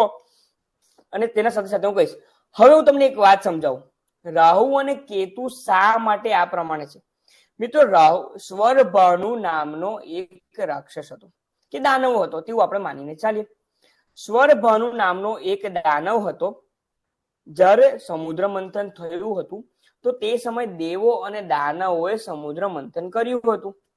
હવે સમુદ્ર મંથન બાદ જે પણ અલગ અલગ પ્રકારના રત્નો નીકળ્યા હતા, તો તેમાંથી જે અમૃત નીકળ્યું હતું તે અમૃત ફક્ત ને ફક્ત એવું નક્કી કરવામાં આવ્યું હતું દેવો દ્વારા, ચપળતાથી ઇન્દ્રએ તેવું કહ્યું કે પહેલા દેવો પી લઈશું, ત્યારબાદ દાનવોને તે અમૃત આપવામાં આવે. હવે દેવોનો એટલે કે ઇન્દ્રદેવનો તેના પાછળનો ઇન્ટેન્શન તે જ હતો કે તે અમૃત જે છે તે જે કોઈ પણ વ્યક્તિ પી લેશે, જે પણ પી લેશે, ગ્રહણ કરશે, તે અમર થઈ જશે. હવે દેવો તો તે ઈચ્છતા ન હતા કે દાનવો પણ અમર થઈ જાય, એટલા માટે તેમણે એવું નક્કી કરી, ડિસાઈડ કર્યું કે પહેલા તમામ દેવો તે ગ્રહણ કરશે અને દેવોના અંત સુધીમાં તે પૂર્ણ થઈ જશે, એટલે દાનવોને અમરત્વ પ્રાપ્ત ના થાય. આ વાતની જાણ થઈ હતી સ્વરભાનુ નામના દાનવને કે દેવો કંઈક અલગ કરી રહ્યું છે. એટલા માટે જ્યારે સૂર્ય, ચંદ્ર, મંગળ, બુધ, ગુરુ, શુક્ર, શનિ આ પ્રમાણે જે બધા ગ્રહો બેઠા હતા, ત્યારે સૂર્ય અને ચંદ્રના વચ્ચે જઈને સ્વરભાનુ નામનો રાક્ષસ કે દાનવ ત્યાં જઈને બેસી ગયો. આ વાતની જાણ થઈ ચંદ્રદેવને અને સૂર્યદેવને. ચંદ્રદેવને પહેલા જાણ થઈ કે આ કોઈક આપણી ટીમનો તો નથી, આ કોઈ બીજી ટીમનો વ્યક્તિ આવીને બેસી ગયો છે ને હું નથી ઓળખતો. તેમણે સૂર્યદેવને કહ્યું, ને સૂર્ય જઈને કહ્યું, જે મોહિની અવતાર ધારણ કરેલો છે વિષ્ણુ ભગવાનને, કે જે દરેક દેવોને અમૃત આપતા હતા, તેમને કહ્યું કે આ પ્રમાણે સ્વરભાનુ નામનો રાક્ષસ દાનવ જે છે તે દેવોના વચ્ચે વિરાજમાન થઈ ગયો છે અને તે અમરત્વ પ્રાપ્ત કરવા માટે આ પ્રમાણે તે અમૃત પીવા માટે અમારા બેના વચ્ચે વિરાજમાન થઈ ગયો છે. હવે તે સમયે મોહિની અવતાર ધારણ કરેલ વિષ્ણુ ભગવાન તેમને અમૃત આપી જ રહ્યા હતા. હવે તે અમૃત તે જેવું તેમણે પીધું અને સ્વરભાનુ નામના દાનવે જેવું તે ગ્રહણ કર્યું કે તરત જ વિષ્ણુ ભગવાનને જાણ થઈ, અને તેના કારણે તેમના સહસ્ત્ર ચક્રથી વિષ્ણુ ભગવાને તેનું માથું ધડથી અલગ કરી નાખ્યું. પરંતુ ત્યાં સુધીમાં માથાથી એટલે કે ગળાથી નીચેના ભાગમાં તે અમૃત જતું રહ્યું હતું. હવે તે વ્યક્તિ તો એટલે કે તે સ્વરભાનુ નામનો રાક્ષસ તો અમરત્વ પ્રાપ્ત કરી લીધું. હવે શું, તો ત્યારબાદ તેનું માથું અને ધડ અલગ થઈ ગયા. સ્વરભાનુ થઈ ગયો રાહુ અને કેતુ. સ્વરભાનુ નામનો રાક્ષસ બની ગયો રાહુ અને કેતુ, એટલે કે રાહુનું ફક્ત માથું છે, ત્યારબાદ જે બાકીનો ભાગ છે તે સર્પનો છે, અને કેતુનું ફક્ત ધડ છે અને તેનું જે માથું જે છે તે સર્પનું છે. આ પ્રમાણે સર્પને પણ વિષ્ણુ ભગવાને તે પ્રમાણે કમ્બાઈન કરાવ્યું હતું. અને તેથી જ જ્યારે રાહુ અને કેતુ એકબીજાથી ઓપોઝિટ, એટલે કે રાહુ ફર્સ્ટ હાઉસમાં હોય તો કેતુ હંમેશા 7મા ભાવમાં જ રહેશે. હવે રાહુ અને કેતુની વચ્ચે જ્યારે તમામ ગ્રહો આવી જાય છે, એટલે કે એક ફર્સ્ટ હાઉસમાં જ્યારે રાહુ વિરાજમાન છે અને 7મા ભાવમાં જ્યારે કેતુ વિરાજમાન છે, અને 1 થી 7માં જ બધા ગ્રહો આવી ગયા, તો સમજવું કે તે કાલ સર્પ દોષ તેને નામ આપવામાં આવ્યું છે. કાલ સર્પ દોષ, કારણ કે રાહુની પાસે સર્પનો ધડ છે અને કેતુ પાસે સર્પનું માથું છે. આટલા માટે તેને કાલ સર્પ દોષ કહીને કેટલાય લોકો પૈસા લૂંટવાના ધંધા કે વોટ એવર કંઈક કરતા હોય છે. હું તો નથી માનતો તે બધામાં, એટલા માટે હું તમને તે નહીં જણાવું કે કાલ સર્પ દોષની વિધિ ફક્ત પોતાના મનને શાંત કરવા માટેની વિધિ છે, બીજું કંઈ હોતું નથી તેમાં. ઓકે, તો સૂર્ય અને ચંદ્રની વચ્ચે તે સ્વરભાનુ હતો, તેના કારણે સૂર્ય અને ચંદ્ર ગ્રહણ થાય છે. તે સમયે સૂર્ય મહારાજ પર અને ચંદ્ર દેવતા પર તે સ્વરભાનુ નામનો રાક્ષસ રાહુ કેતુ તેનો પડછાયો પાડતા હોય છે. તો આ પ્રમાણે છે રાહુ અને કેતુની સ્ટોરી, કે જે હું તમને અંતમાં સમજાવવાનો હતો. હવે તમારે જે કોઈ પણ ક્વેશ્ચન હોય તે તમે લખો, ત્યારબાદ એના પછી આપણે આગળનો આપણો જે કંઈ પણ ક્વેશ્ચન છે તે સ્ટાર્ટ આપણે કરશું, આપણું જે કંઈ પણ ટોપિક છે તે સ્ટાર્ટ કરશું. તો દરેક વ્યક્તિ પોતાના મેસેજીસ લખી શકે છે. How do we see the importance of the direction for particular planet? Didn't get it. Please explain. How do we see the importance of direction for a planet? Okay. આનંદેશ્વરીજી, હું તમને તે જ જણાવવા માંગુ છું જે તમને અત્યારે કહ્યું છે તે. જસ્ટ સેકન્ડ, હું ગેલેરી વ્યૂમાં કહી દઉં જેથી આપ સૌને પણ આપ સૌએ ઓડિયો વિડીયો દરેક વ્યક્તિએ બંધ રાખ્યા છે, કારણ કે હું કોઈને જોઈ નથી શકતો. કોઈ એક વ્યક્તિ અનમ્યુટ થઈને મને જણાવો, કારણ કે મને કોઈ જ નથી દેખાઈ રહ્યું. સર, હું અનિરુદ્ધ સિંહ, વિડીયો ચાલુ છે પણ દેખાઈ નહીં રહ્યા. શા માટે કોઈ નથી દેખાઈ રહ્યા? વિડીયો તો ચાલુ છે. હા, બટ તમે કોઈ નથી દેખાઈ રહ્યા. સર, એ આઈડિયા નથી. ઓકે, આઈ થિંક હવે કદાચ દેખાશે. પેજ ચેન્જ કરીને જો.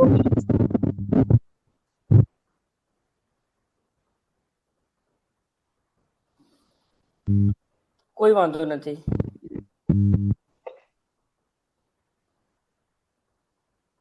ઓકે, તો આપણે ફક્ત 2 મિનિટનો શોર્ટ બ્રેક રાખીએ. ત્યાં સુધી હું પણ સિસ્ટમમાં થોડું જોઈ લઉં અને હું પણ થોડું જળ ગ્રહણ કરું.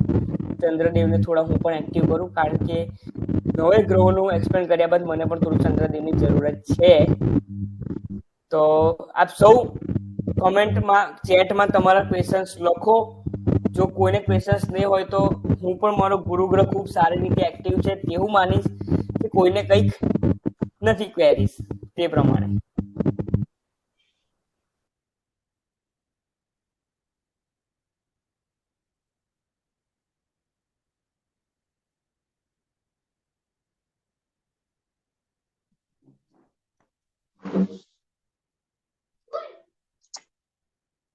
Just a 2-minute break, baby. Yeah, the right choice, baby.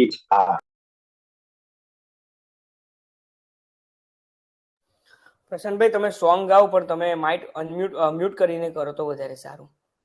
તમને દરેક વાર મારે કમ્પ્લેન કરવી પડે છે.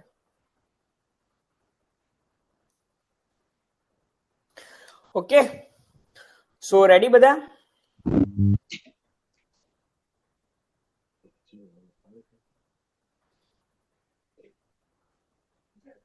Sir, so nice class today.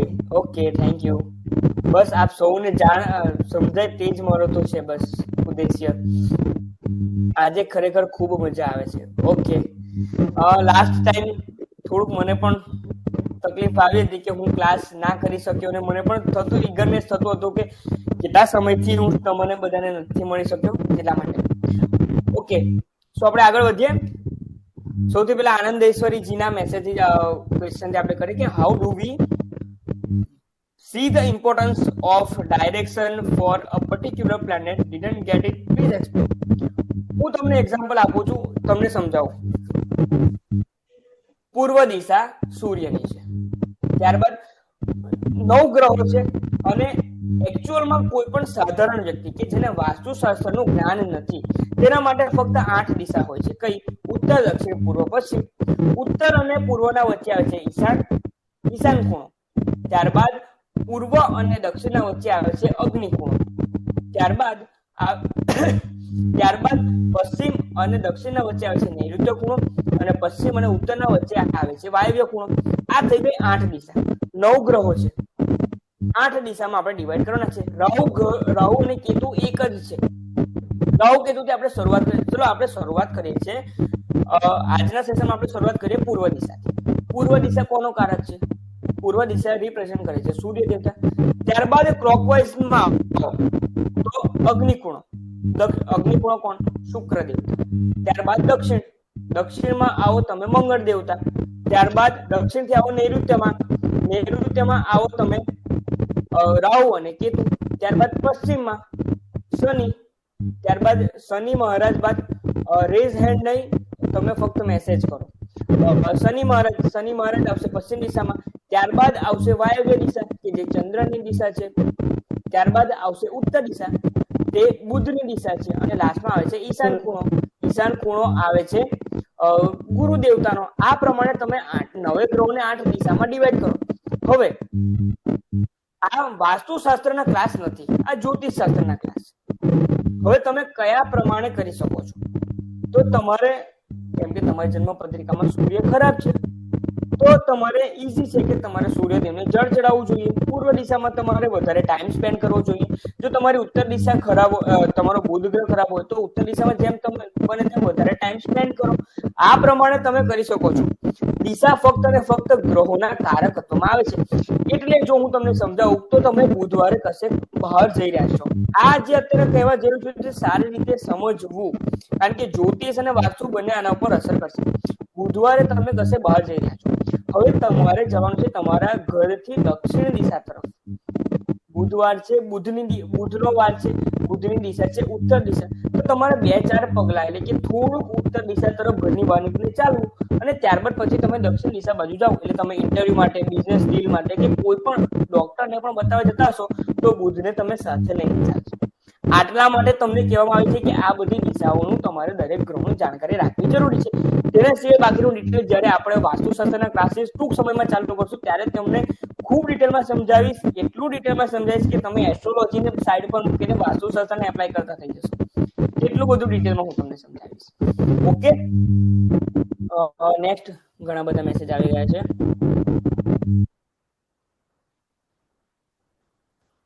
સમજાય છે. Very good explanation sir. Okay, very good. Voice interaction થાય છે. somewhat disturbance in sound. Oh, હા, તેનું કારણ છે કે કોઈકનું ઓડિયો ચાલુ છે. Krishna Joshiji, જોશીજીનું I think start છે. તમે બંધ કરો.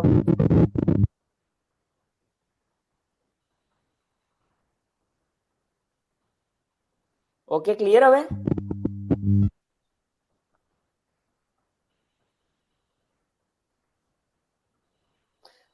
ઓકે, તમે મ્યુટ છો. ઓકે, હવે ક્લિયર. ઓકે, વાંધો નહીં, ઠીક છે. કદાચ કોઈ બીજી તકલીફ હોય તેના કારણે પણ આ બધું થઈ શકે છે. સર હજુ બી ક્લિયર નથી. હવે ક્લિયર હશે આઈ થિંક. ક્લિયર? પ્રશાંતભાઈ, તમારું નામ લેવામાં આવે છે. તમારું માઇક ઓન છે ને? પ્રશાંતભાઈ નું પણ ઓકે છે. ઓકે, માઇક પણ ઓકે છે. Okay, clear? Now clear. Okay, great. ચલો ફટાફટ ક્વેશ્ચન પૂછો બધા, નહીં તો પછી મારે આગળ તમને બીજું ભણાવવાનું સ્ટાર્ટ કરવું પડશે, કારણ કે આજના સેશનમાં શું થઈ ગયું છે તો મને ખ્યાલ નથી, પણ આપ સૌનો ઓડિયો વિડીયો મને નથી થયેલો. મે બી કંઈક ઇશ્યુ છે. હવે તમે ફટાફટ ક્વેશ્ચન આન્સરિંગ કરો. ઓન્લી 5 મિનિટ્સ છે તમારા પાસે.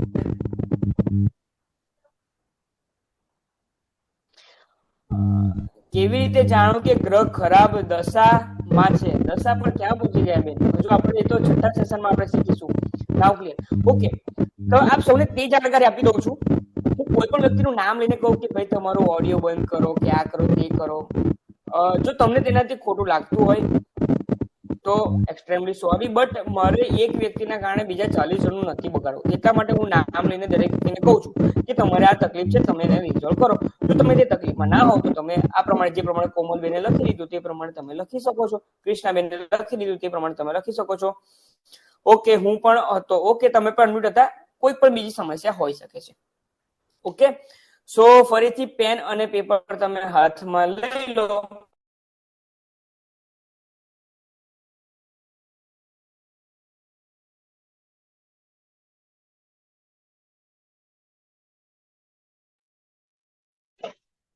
સર તમે મ્યુટ થઈ ગયા.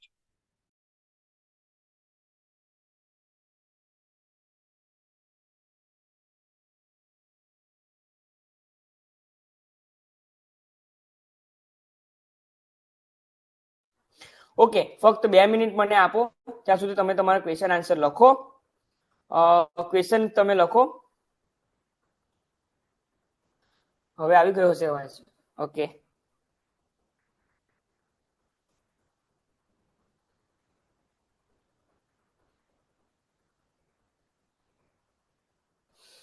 હવે લખો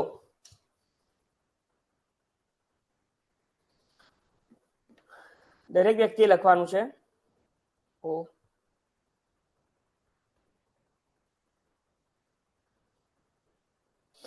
સૌથી પહેલા તમામ ગ્રહો લખી દો. સૂર્ય, ચંદ્ર, મંગળ, બુધ, ગુરુ, શુક્ર, શનિ, રાહુ, કેતુ.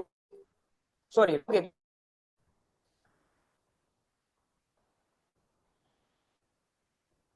કયા સ્થાનમાં ગ્રહ સારો ગણાય?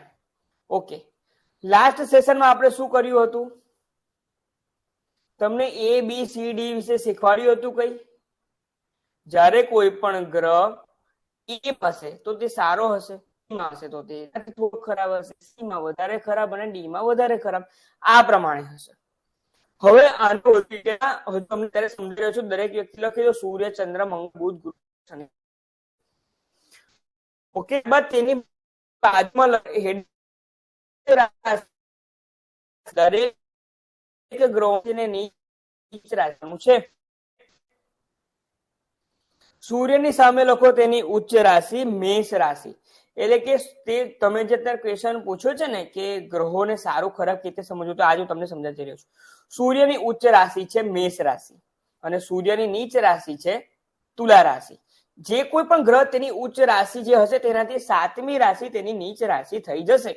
આ વાતનું તમારે ધ્યાન રાખવું. તેનાથી 7મી રાશિ તેની નીચ રાશિ થઈ જશે. ઓકે, સૂર્યની ઉચ્ચ રાશિ છે મેષ રાશિ અને નીચ રાશિ છે તુલા રાશિ. ત્યારબાદ ચંદ્રની ઉચ્ચ રાશિ છે વૃષભ રાશિ અને નીચ રાશિ છે તેનાથી 7મી રાશિ એટલે કે વૃશ્ચિક રાશિ. ત્યારબાદ મંગળ, મકર રાશિમાં મંગળ મહારાજ હોય છે ઉચ્ચ રાશિના અને કર્ક રાશિમાં તેનાથી 7મી રાશિ કર્ક રાશિમાં મંગળ મહારાજ હોય છે નીચ રાશિના. ત્યારબાદ બુધ મહારાજ, બુધ મહારાજ ઉચ્ચ રાશિમાં હોય છે કન્યા રાશિમાં અને તેનાથી 7મી રાશિ 12મી રાશિ એટલે કે મીન રાશિમાં બુધ મહારાજ હોય છે નીચ રાશિના. ત્યારબાદ આપણે વધીએ આગળ. ગુરુ, ગુરુ મહારાજ હોય છે બુધની મંગળની વિરુદ્ધનું એટલે કે કર્ક રાશિમાં ગુરુ મહારાજ ઉચ્ચના અને કર્ક થી 7મી રાશિ એટલે કે મકર રાશિમાં ગુરુ મહારાજ નીચના હોય છે. ત્યારબાદ શુક્ર, તે બુધની ઓપોઝિટ હોય છે. મીન રાશિમાં ગુરુ ગ્રહ શુક્ર ગ્રહ ઉચ્ચનો હોય છે અને કન્યા રાશિમાં તે નીચનો હોય છે. ત્યારબાદ શનિદેવ, શનિદેવ તુલા રાશિમાં ઉચ્ચના એટલે કે સૂર્યથી વિરુદ્ધ. શનિદેવ તુલા રાશિમાં ઉચ્ચના હોય છે અને તેનાથી વિરુદ્ધની 7મી રાશિ એટલે કે મેષ રાશિમાં શનિ મહારાજ નીચના હોય છે. આ પ્રમાણે તમારે તમામ ગ્રહોની ઉચ્ચ અને નીચ રાશિના વિશે જાણવાનું રહેશે. હવે જે સપનાબેને હમણાં ક્વેશ્ચન કર્યું કે કયા ગ્રહો સારા છે ખરાબ છે તે કઈ રીતે જાણવું? સૌથી પહેલા તો દરેક ગ્રહની પોતાની રાશિ છે, જે મેં તમને લાસ્ટ સેશનમાં જણાવ્યું હતું. ત્યારબાદ આજના સેશનમાં તમે સમજ્યા કે ગ્રહોની ઉચ્ચ રાશિ કઈ છે અને નીચ રાશિ કઈ છે. તો કોઈ ગ્રહ પોતાની ઉચ્ચ રાશિમાં હોય તો તેનો પાવર હજુ વધી જશે. ત્યારબાદ આવે છે મૂળ ત્રિકોણ રાશિ. દરેક ગ્રહની એક મૂળ ત્રિકોણ રાશિ પણ હોય છે. હવે તમને આ તમામ રાશિમાં એક તમને મહત્વનું તે લાગ્યું હશે, એક મહત્વની વાત લાગી હશે કે જુઓ તમે ચંદ્ર મહારાજની અને સૂર્યદેવની રાશિમાં સિંહ રાશિમાં અને કર્ક રાશિમાં કોઈ પણ ગ્રહ ઉચ્ચ કે નીચના થતા જ નથી. સૂર્ય મહારાજ જાતે કોઈ બીજાની રાશિમાં જઈને ઉચ્ચ થઈ રહ્યા છે મંગળની રાશિમાં અને ચંદ્ર મહારાજ પણ તે પ્રમાણે થઈ રહ્યા છે. તો શા માટે તેવું છે? કારણ કે સૂર્ય અને ચંદ્ર માતા છે, મન છે, આત્મા છે, પિતા છે.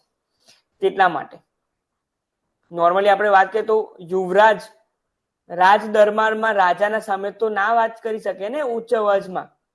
તેટલા માટે સૂર્ય અને ચંદ્રની રાશિમાં કોઈ પણ ગ્રહને ઉચ્ચ અને નીચ રાખવામાં આવ્યો નથી. હવે આપણે આગળ વધીએ. હજુ એક બીજી એક પેટર્ન છે કે જેના દ્વારા તમે સમજી શકશો કે આ એક લાસ્ટ સ્ટોપ છે હવે, કે કઈ રીતે ગ્રહોની ઉચ્ચ સારો અને ખરાબ આપણે સમજવો. લખો, ઉચ્ચ લખ્યું, નીચ લખ્યું અને મૂળ ત્રિકોણી લખ્યું. મૂળ ત્રિકોણ ટ્રાયંગલ, મૂળ ત્રિકોણ રાશિ. દરેક ગ્રહોની ઉચ્ચ રાશિ નીચ રાશિની સાથે ત્રીજી આવે છે, તે છે મૂળ ત્રિકોણ રાશિ. તો મૂળ ત્રિકોણ રાશિ કઈ છે? તો સૂર્ય મહારાજની મૂળ ત્રિકોણ રાશિ છે પોતાની છે સિંહ રાશિ. ત્યારબાદ ચંદ્રની વાત કરીએ તો ચંદ્રની વૃષભ રાશિ મૂળ ત્રિકોણી રાશિ છે. મંગળની મૂળ ત્રિકોણ રાશિ છે પોતાની મેષ રાશિ. બુધની મૂળ ત્રિકોણ રાશિ છે પોતાની કન્યા રાશિ. ગુરુની મૂળ ત્રિકોણ રાશિ છે ધન રાશિ. શુક્રની મૂળ ત્રિકોણ રાશિ છે તુલા રાશિ. અને શનિની મૂળ ત્રિકોણ રાશિ કુંભ રાશિ. હવે મૂળ ત્રિકોણ શા માટે આ કોન્સેપ્ટ લાવવામાં આવ્યો તેના વિશે ડિટેલમાં આપણે જાણીએ. તો મિત્રો, મૂળ ત્રિકોણ રાશિ, આપ સૌને વોઇસ ક્લિયર છે?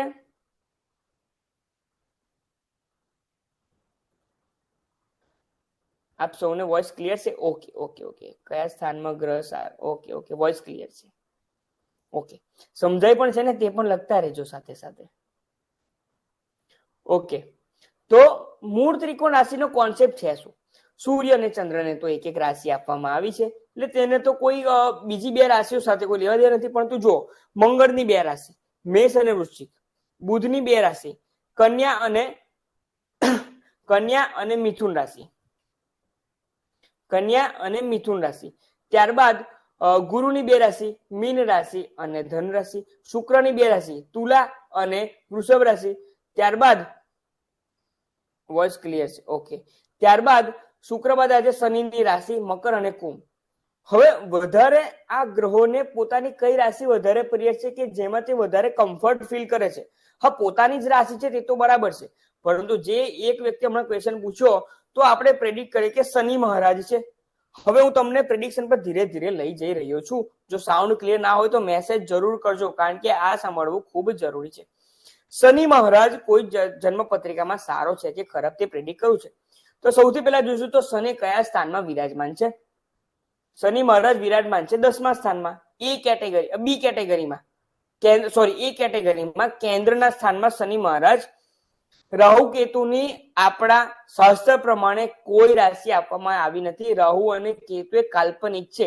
કેટલાક જ્યોતિષજ્ઞ કહે છે કે રાહુ વૃષભ અને મિથુનમાં ઉચ્ચનો કહેવાય છે, અને તેની સામેની સપ્તમ રાશિ એટલે કે ધન અને વૃશ્ચિકમાં નીચનો કહેવાય છે. તેનાથી વિરુદ્ધ કે કેતુ એ ધન અને વૃશ્ચિકમાં ઉચ્ચનો કહેવાય છે, અને મેષ અને વૃષભ અને મિથુનમાં તે નીચનો કહેવાય છે. પરંતુ હું આ કોન્સેપ્ટને માનતો નથી, તેના માટે હું પણ મારા સ્ટુડન્ટને નહીં જણાવું. તો રાહુ અને કેતુની કોઈ ઉચ્ચ રાશિ હોતી નથી. હવે આપણે ફરીથી આપણા પોઈન્ટ પર આવી જઈએ. તો શનિની આપણે વાત કરીએ. શનિ મહારાજ ને આપણે કોઈ જન્મ પત્રિકામાં સારી રીતે આપણે પ્રેડિક્ટ કરવું હોય તો કઈ રીતે કરીએ? શુભ અવસ્થામાં છે કે ખરાબ અવસ્થામાં, તે કઈ રીતે આપણે જાણી શકીએ? તો શનિને જુઓ કઈ રાશિમાં વિરાજમાન છે, કયા સ્થાનમાં વિરાજમાન છે. તો શનિ મહારાજ 10મા સ્થાનમાં વિરાજમાન છે. એ કેટેગરીમાં કેન્દ્રના સ્થાનમાં વિરાજમાન છે. કાળ પુરુષનું 10મું સ્થાન શનિની 10મી રાશિનું મકર રાશિનું છે. Step number 2. હવે શનિ મહારાજ કઈ રાશિમાં વિરાજમાન છે? એ જન્મ પત્રિકામાં શનિ કઈ રાશિમાં છે? તો માની લો કે તે મકર રાશિમાં છે. સ્વરાશિ થઈ ગઈ. હવે આ ચેપ્ટર ક્લોઝ થઈ ગયું. હવે તમારે બીજો કોઈ વ્યક્તિ આવ્યો તેનું જુઓ. શનિ મહારાજ 10મા સ્થાનમાં છે. કાળ પુરુષની 10મી રાશિ છે તે પ્રમાણે 10મા સ્થાનમાં છે, પરંતુ શનિ મહારાજ તુલા રાશિમાં વિરાજમાન છે. તો એક પ્લસ પોઈન્ટ આવી ગયો. 10મું સ્થાન પોતાનું કારક સ્થાન, અને પ્લસ પોઈન્ટ શું આવ્યો? શનિ મહારાજ પોતાની ઉચ્ચ રાશિમાં છે. તો તે તેમનું પાવર 2x થઈ જશે, થોડું મલ્ટીપ્લાય થશે ને. આ પ્રમાણે શનિ મહારાજને પ્રેડિક્ટ કરી શકાય. હવે શનિ મહારાજ 10મા સ્થાનમાં છે અને સાથે તે કુંભ રાશિમાં છે. તો કુંભ રાશિ તે મૂળ ત્રિકોણી થઈ ગયા. તો આ પ્રમાણે તેમનું 2x ને મૂળ ત્રિકોણી ઉચ્ચ અને નીચ કરતા પણ વધારે સારી રીતે ફળ આપી શકે છે. તો આ પ્રમાણે શનિ મહારાજને પ્રેડિક્ટ કરો. હવે શનિ મહારાજ મેષ રાશિમાં છે પણ 10મા સ્થાનમાં છે. 10મું સ્થાન નોકરીનું સ્થાન, નોકરીના કારક શનિ મહારાજ તે 10મા સ્થાનમાં વિરાજમાન છે, પરંતુ રાશિ કઈ મળી છે? રાશિ મળી છે તેમની નીચ રાશિ. રાશિ છે તેમની નીચ રાશિ મેષ રાશિ. મેષ રાશિમાં શનિ મહારાજ નીચના થઈ જાય છે. મહેનત તો પૂરેપૂરી થશે પરંતુ તે પ્રમાણે ફળ નહીં મળે. આ પ્રમાણે તમે પ્રેડિક્ટ કરી શકો છો. પ્રેડિક્ટ કરવાનું આ ફક્ત ગ્રહની વાત ચાલી રહી છે. જે કોઈ પણ ક્વેશ્ચન પૂછ્યો છે તેમને હું જણાવી દઉં કે આ ફક્ત ગ્રહની વાત થઈ રહી છે. જ્યારે તમારી સામે કોઈ કુંડળી આવે, જ્યારે તમારી સામે કોઈ કુંડળી આવે તો કયા પ્રમાણે તે ગ્રહને તમારે પ્રેડિક્ટ કરવાનો છે તે હું તમને જણાવી રહ્યો છું. કુંડળી આવે ત્યારે એકચ્યુઅલમાં તે વ્યક્તિને શું કહેવું કે તે તમારો ફેન બની જાય, તે હવે આપણે ટૂંકમાં આપણે જાણતા થઈશું. તે પહેલા ઘણા બધા લોકોના મેસેજ આવ્યા છે, તે મેસેજને આપણે ચેક કરી લઈએ. ઓકે, રાહુ અને કેતુની રાશિ થઈ ગયું. પ્રેડિક્શનના સ્ટેપ ફરીથી જણાવો. પ્રેડિક્શનના એકચ્યુઅલ સ્ટેપ તો હજુ હવે શરૂ થશે. વોટ ઇફ શનિ ઇન વૃષભ ઓર ઇન સમ અધર રાશિ. શનિ મહારાજના એટ્રીબ્યુટ આજે તમે શીખ્યા છો. વૃષભ રાશિના એટ્રીબ્યુટ સાથે મેચ કરો, કોમ્બિનેશન કરો, ક્લિયર. શનિ મહારાજના એટ્રીબ્યુટ અને વૃષભ રાશિના એટ્રીબ્યુટને મેચ કરી લો. બીજી વાત, આ જે કોઈ પણ વ્યક્તિ ક્વેશ્ચન પૂછે તો હું ગેરંટી સાથે કહી શકું છું કે તે વ્યક્તિની વૃષભ રાશિમાં શનિ મહારાજ જ હશે. હવે મારા પાસે અનેક લોકો આવે છે, જો તમે સારા જ્યોતિષી બનવા માંગતા હો તો પહેલા તમારી કુંડળીને બાજુ પર મૂકો અને વર્લ્ડ વાઇડ વિચારવાનું ચાલુ કરો. નહીં તો તમે કુવામાંના દેડકા જેવા થઈ જશો કે જે તમે ખાલી તમારી કુંડળીના જ ખરાબ પોઈન્ટ અને સારા પોઈન્ટ જોતા રહેશો. આપણે તેવા જ્યોતિષી નથી બનવાનું. આપણે વર્લ્ડ વાઇડ દરેક વ્યક્તિનું જોડવાનું છે. એટલે પોતાની કુંડળીનો તો કોઈ ક્વેશ્ચન પૂછો જ ના, હું આન્સર આપવાનો જ નથી. ઓકે, એટલે તે વાતનું તમારે ખાસ ધ્યાન રાખવું. હવે આપણે બીજા એક ટોપિક પર જઈશું, પરંતુ તે પહેલા 2 મિનિટમાં આપણે પોઝ રાખીએ. હું પણ થોડું ફ્રેશ થઈને આવું છું, ત્યારબાદ આપણે આગળ વધીએ.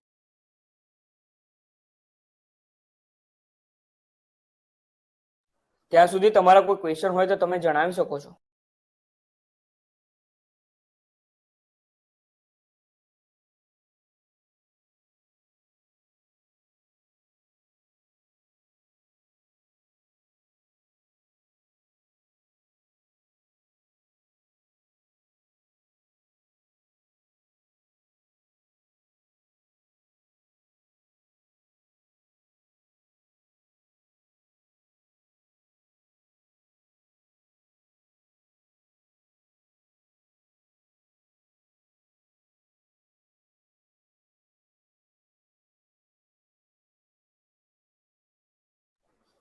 ઓકે, હવે આપણે જાણીશું આજના સેશનમાં ગ્રહોની મૈત્રી વિશે.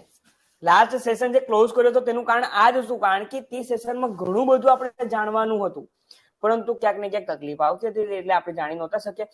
તો ગ્રહોની મૈત્રી વિશે, આ 9 ગ્રહો જે રાજાના દરબારમાં છે. ઓકે, કોઈકનો મેસેજ આવ્યો છે, સર એકવાર અગેન કોઈ પણ ગ્રહને પ્રેડિક્ટ કરવા વિશે સમજાવો. પ્રેડિક્શન નહીં આજના સેશનમાં નહીં, 7મા સેશનમાં દરેક વ્યક્તિને અનમ્યુટ કરીને તમે પ્રેડિક્ટ કરી શકો તેટલું સારું તમને શીખવાડી દઈશ. આજે પ્રેડિક્શન નહીં, એવું હોય તો તમે રેકોર્ડિંગ જોઈ લેજો, પરંતુ આજે પ્રેડિક્શન હું તમને નથી શીખવા. તમારે ફક્ત શું કરવાનું છે, તે ગ્રહના એટ્રીબ્યુટ ચેક કરો, તે કઈ રાશિમાં છે તે ચેક કરો, ક્લિયર. તમારું પ્રેડિક્શન થઈ જશે તે પ્રમાણે. હવે ફક્ત 2 ટોપિક બાકી રહ્યા છે આજના સેશનના, ત્યારબાદ આજનો સેશન આપણે એન્ડ કરીશું. દરેક વ્યક્તિ લખી દેવું ગ્રહોની મૈત્રી વિશે, ગ્રહોની મિત્રતા, ગ્રહોની ફ્રેન્ડશિપ વિશે. કયો ગ્રહ કયા ગ્રહને મિત્ર માને છે તેનાથી પ્રેડિક્શન હજુ તમારું ઈઝી થઈ જશે. કયો ગ્રહ કોને મિત્ર માને છે, કોને શત્રુ માને છે અને કોને નોર્મલ માને છે, કે હા આ વ્યક્તિ હોય તો પણ ચાલે, ના ગ્રહ હોય તો પણ ચાલે. તો સૌથી પહેલા સૂર્ય. સૂર્યના ફ્રેન્ડ્સ કોણ કોણ છે, તો લખો.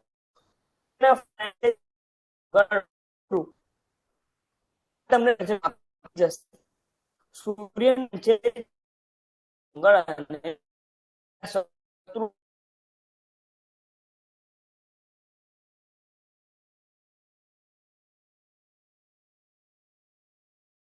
શુક્ર અને સૂર્ય આને છે. Okay, audio clear?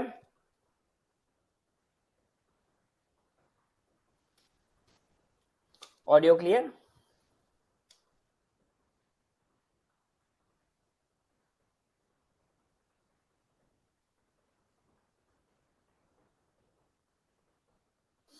હવે ક્લિયર છે? પહેલા તે જણાવો તો પછી આગળ હું બોલવાનું સ્ટાર્ટ કરું. ઓકે, ક્લિયર છે. ઓકે ઓકે, હા. સૂર્યના મિત્ર લખો. સૂર્યના મિત્ર છે ચંદ્ર, મંગળ અને ગુરુ. સૂર્યના મિત્ર છે ચંદ્ર, મંગળ અને ગુરુ. સૂર્યના શત્રુ છે શનિ અને શુક્ર, એટલે શુક્ર અને શનિ જે સૂર્યના શત્રુ છે.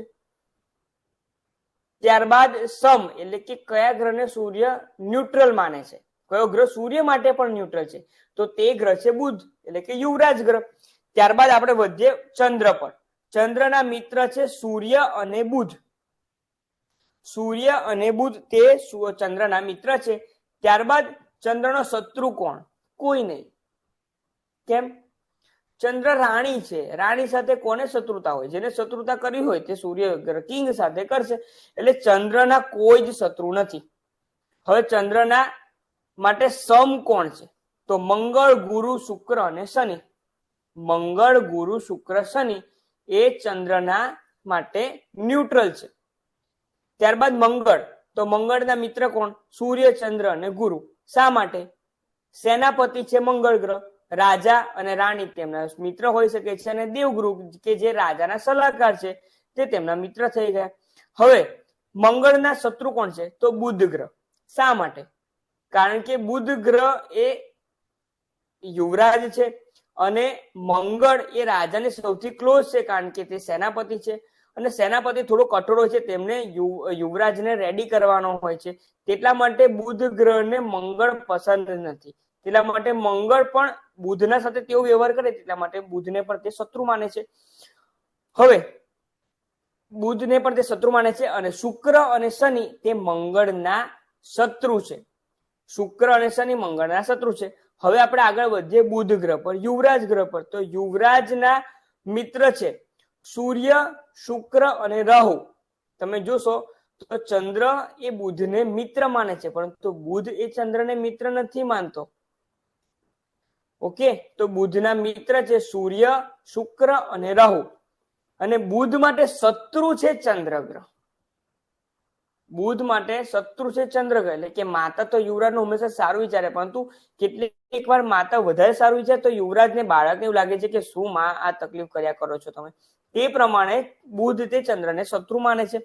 અને બુધના શત્રુ કોણ છે? મંગળ, ગુરુ અને શનિ. મંગળ, ગુરુ અને શનિ તે પ્રમાણે તેમના શત્રુ છે. ત્યારબાદ ગુરુ ગ્રહની વાત કરીએ તો ગુરુ ગ્રહ માટે સૂર્ય, ચંદ્ર અને મંગળ તેમના મિત્ર છે. સૂર્ય, ચંદ્ર અને મંગળ તેમના મિત્ર છે. અને શુક્ર અને બુધ તેમના શત્રુ છે, કારણ કે એક દાનવ ગુરુ છે શુક્ર અને એક યુવરાજ છે. અને શનિ મહારાજ ગુરુદેવ માટે સમ છે. હવે શુક્રની વાત કરીએ તો શનિ અને બુધ તે શુક્રના મિત્ર છે. શનિ અને બુધ તે શુક્રના મિત્ર છે. જ્યારે સૂર્ય અને ચંદ્ર તે શુક્રના દુશ્મન છે, શત્રુ છે. અને મંગળ અને ગુરુ તેમના માટે સમ છે, ન્યુટ્રલ છે. અને અંતે વાત કરીએ શનિ મહારાજની. તો શનિ મહારાજ તે બુધ અને શુક્રને મિત્ર માને છે, દાનવ ગુરુ અને યુવરાજને મિત્ર માને છે. અને સૂર્ય, ચંદ્ર, મંગળને તેમના શત્રુ માને છે. સૂર્ય, ચંદ્ર, મંગળને તેમના શત્રુ માને છે. શા માટે? સૂર્યની જે બીજી પત્ની હતી તેમના સન થાય છે સૂર્ય દેવતા, તેમના પુત્ર છે. કાર્તિકેયજી સિવાય બીજા જે કાર્તિકેયજી નહીં, માફ કરજો, સૂર્યના જે બીજા પુત્રો છે તે યમરાજ અને તે બધા, તેના કરતા શનિ મહારાજ તેમની બીજી પત્નીના છે. તો તે છે શનિ મહારાજ. મહાદેવનું નામ લેતો હોઉં છું તેટલા માટે મહાદેવના પુત્ર કાર્તિકેયજીનું પણ નામ મોઢા પર આવી જતું હોય છે કેટલીક વાર. તો સૂર્યના એક બીજી સંતાન કે જે સૂર્ય નતા ઈચ્છતા તે છે શનિ દેવતા. અને શનિ દેવતા સાથે અન્યાય થયો તો તેવું માને છે, તેટલા માટે તે ન્યાયના દેવતા છે. આ વાત તમને કહેવાની રહી ગઈ હતી. તો શનિ મહારાજ તે સૂર્યને પોતાના શત્રુ માને છે. શનિ મહારાજ સૂર્યને પોતાના શત્રુ માને છે અને બુધને પણ શત્રુ સૂર્ય, મંગળ અને ચંદ્રને પોતાના શત્રુ માને છે અને ગુરુને પોતાના માટે સમ માને છે. તો આ પ્રમાણે થઈ ગયું ગ્રહોની મિત્રતા. તો જે કોઈ લોકોએ પણ મને ક્વેશ્ચન પૂછ્યો કે ગ્રહના પ્રેડિક્શન વિશે, હવે તમારે જ જોવાનું છે. એક વ્યક્તિએ ક્વેશ્ચન પૂછ્યો હતો કે શુક્ર ગ્રહ, શનિ મહારાજને વૃષભ રાશિમાં કઈ રીતે પ્રેડિક્ટ કરવું? તો શનિ મહારાજ ના મિત્ર છે શુક્ર ગ્રહ, વૃષભ રાશિ છે શુક્રની માલિકીની. તો ઓબ્વિયસ છે, તમે તમારા મિત્રના ઘર જશો તો તમારા માટે સારું છે, તમે સારું ફળ આપશો. આ પ્રમાણે પ્રેડિક્ટ કરો ગ્રહોને પ્રેડિક્ટ નું અત્યારે હું તમને ફક્ત ઓવરઓલ શીખવાડી રહ્યો છું. હજુ નેક્સ્ટ સેશન જવા તો દો, ત્યારબાદ તમે જો ને કેટલું ફટફટ તમે પણ બોલતા જ થઈ જશો. ફક્ત તમારે થોડીક મહેનત કરવાની રહેશે. હવે લાસ્ટ ટોપિક, ગ્રહોની દ્રષ્ટિ.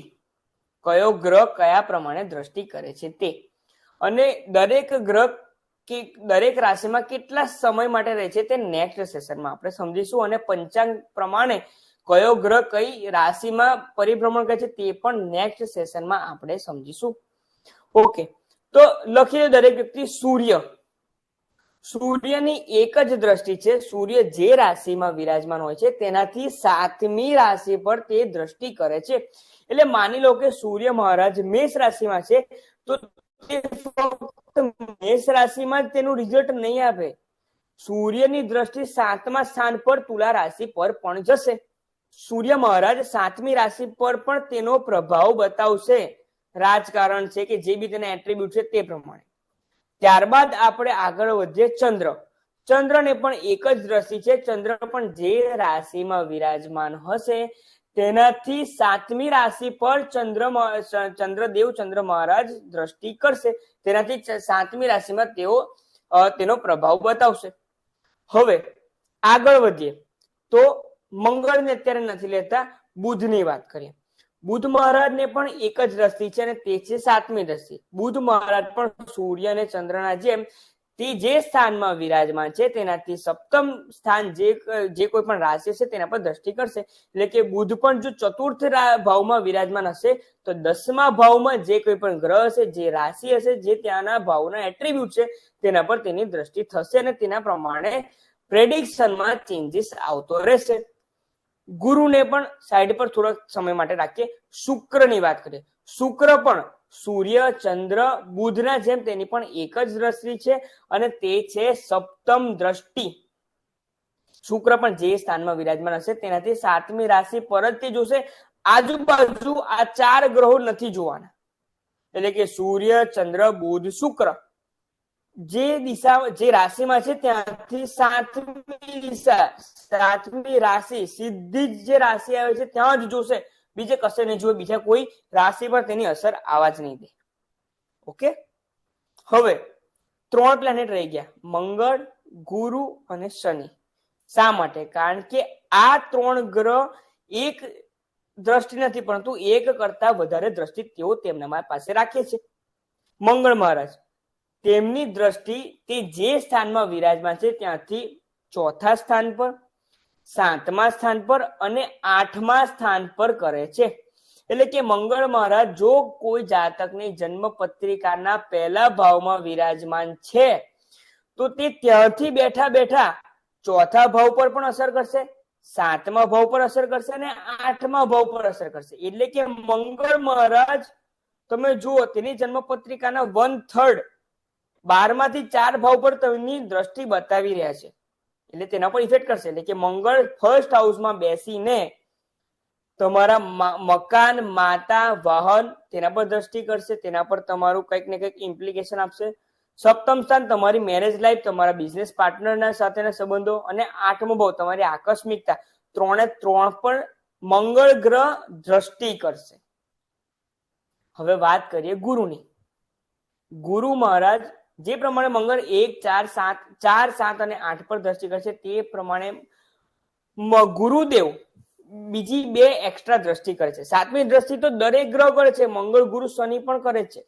તો ગુરુ મહારાજ 5મા સ્થાન પર, એટલે કે તે જે રાશિમાં વિરાજમાન છે ત્યાંથી 5મા સ્થાન પર, 7મા સ્થાન પર અને 9મા સ્થાન પર દ્રષ્ટિ કરે છે. એટલે કે માની લો કે કોઈ જાતકની જન્મ પત્રિકામાં ગુરુ મહારાજ પહેલા ભાવમાં વિરાજમાન છે, તો તે ત્યાંથી 5મા ભાવ પર સંતાનમાં ભાવ પર દ્રષ્ટિ કરશે, 7મા ભાવ પર તેમની મેરેજ લાઈફના પર દ્રષ્ટિ કરશે, 9મા ભાવ પર ધર્મ ધાર્મિક ક્રિયાઓ અને પિતાના સ્થાન ઉપર દ્રષ્ટિ કરશે. અને લાસ્ટ શનિ મહારાજ.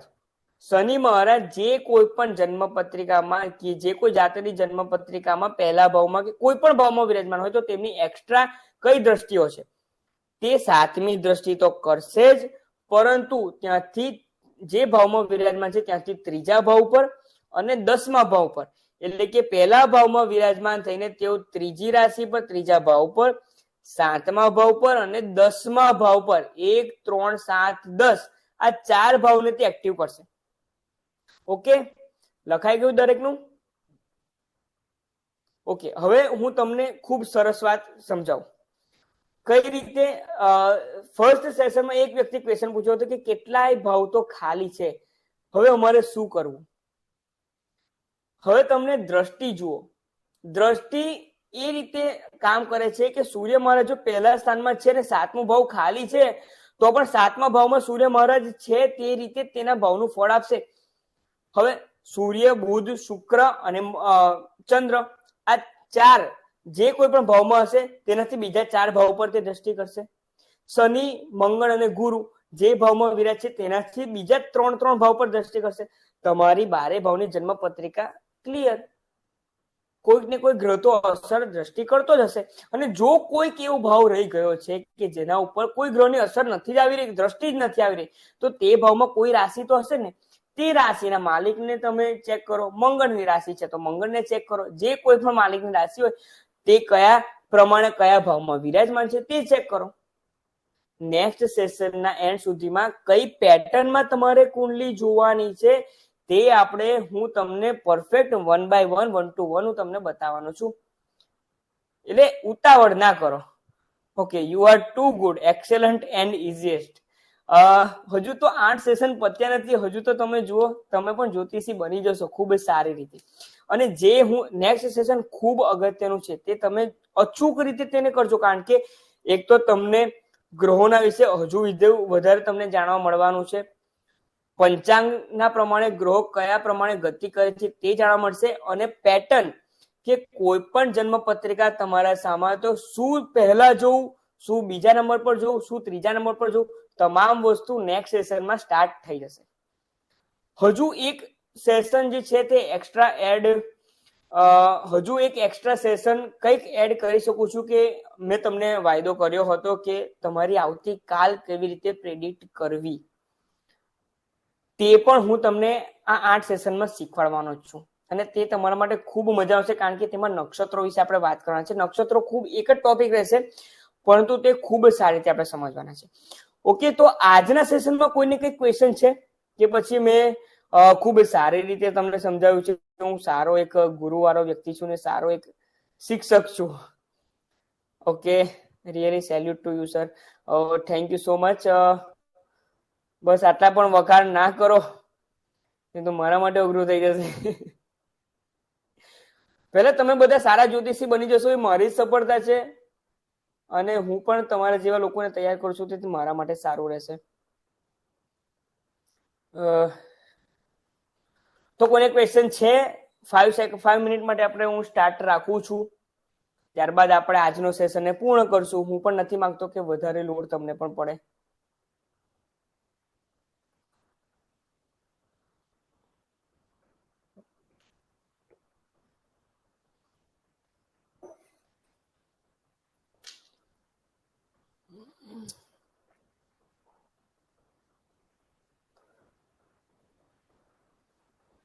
No comments.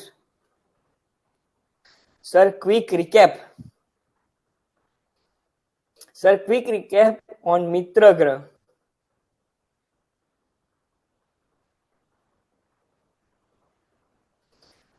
On Mitra Grah and Shatru Grah, please. Will still be with you even if we become good astrologer by your Mercury. Sure. દરેક સેશનમાં પછી બીજા સેશન માટે ઈગરનેસ વધી જાય છે. ઇગરનેસ તો વધવાની જ છે ને, કારણ કે આ ઓકલ્ટ સાયન્સ જ વસ્તુ એવી છે કે જે દરેક વ્યક્તિને કંઈક બાકીના લોકોથી, હવે તમે જે 40 લોકો જે તૈયાર થઈ રહ્યા છો તે બાકીના 140 કરોડ લોકોથી તમે અલગ થઈ રહ્યા છો પૃથ્વી પર રહેલા, તો કંઈક નવું શીખવા મળશે તો થશે ને. હવે આજનું પહેલા હોમવર્ક લખી લો. હોમવર્ક વિશે, હોમવર્ક વગર હું તમને છોડવાનો નથી. હોમવર્ક,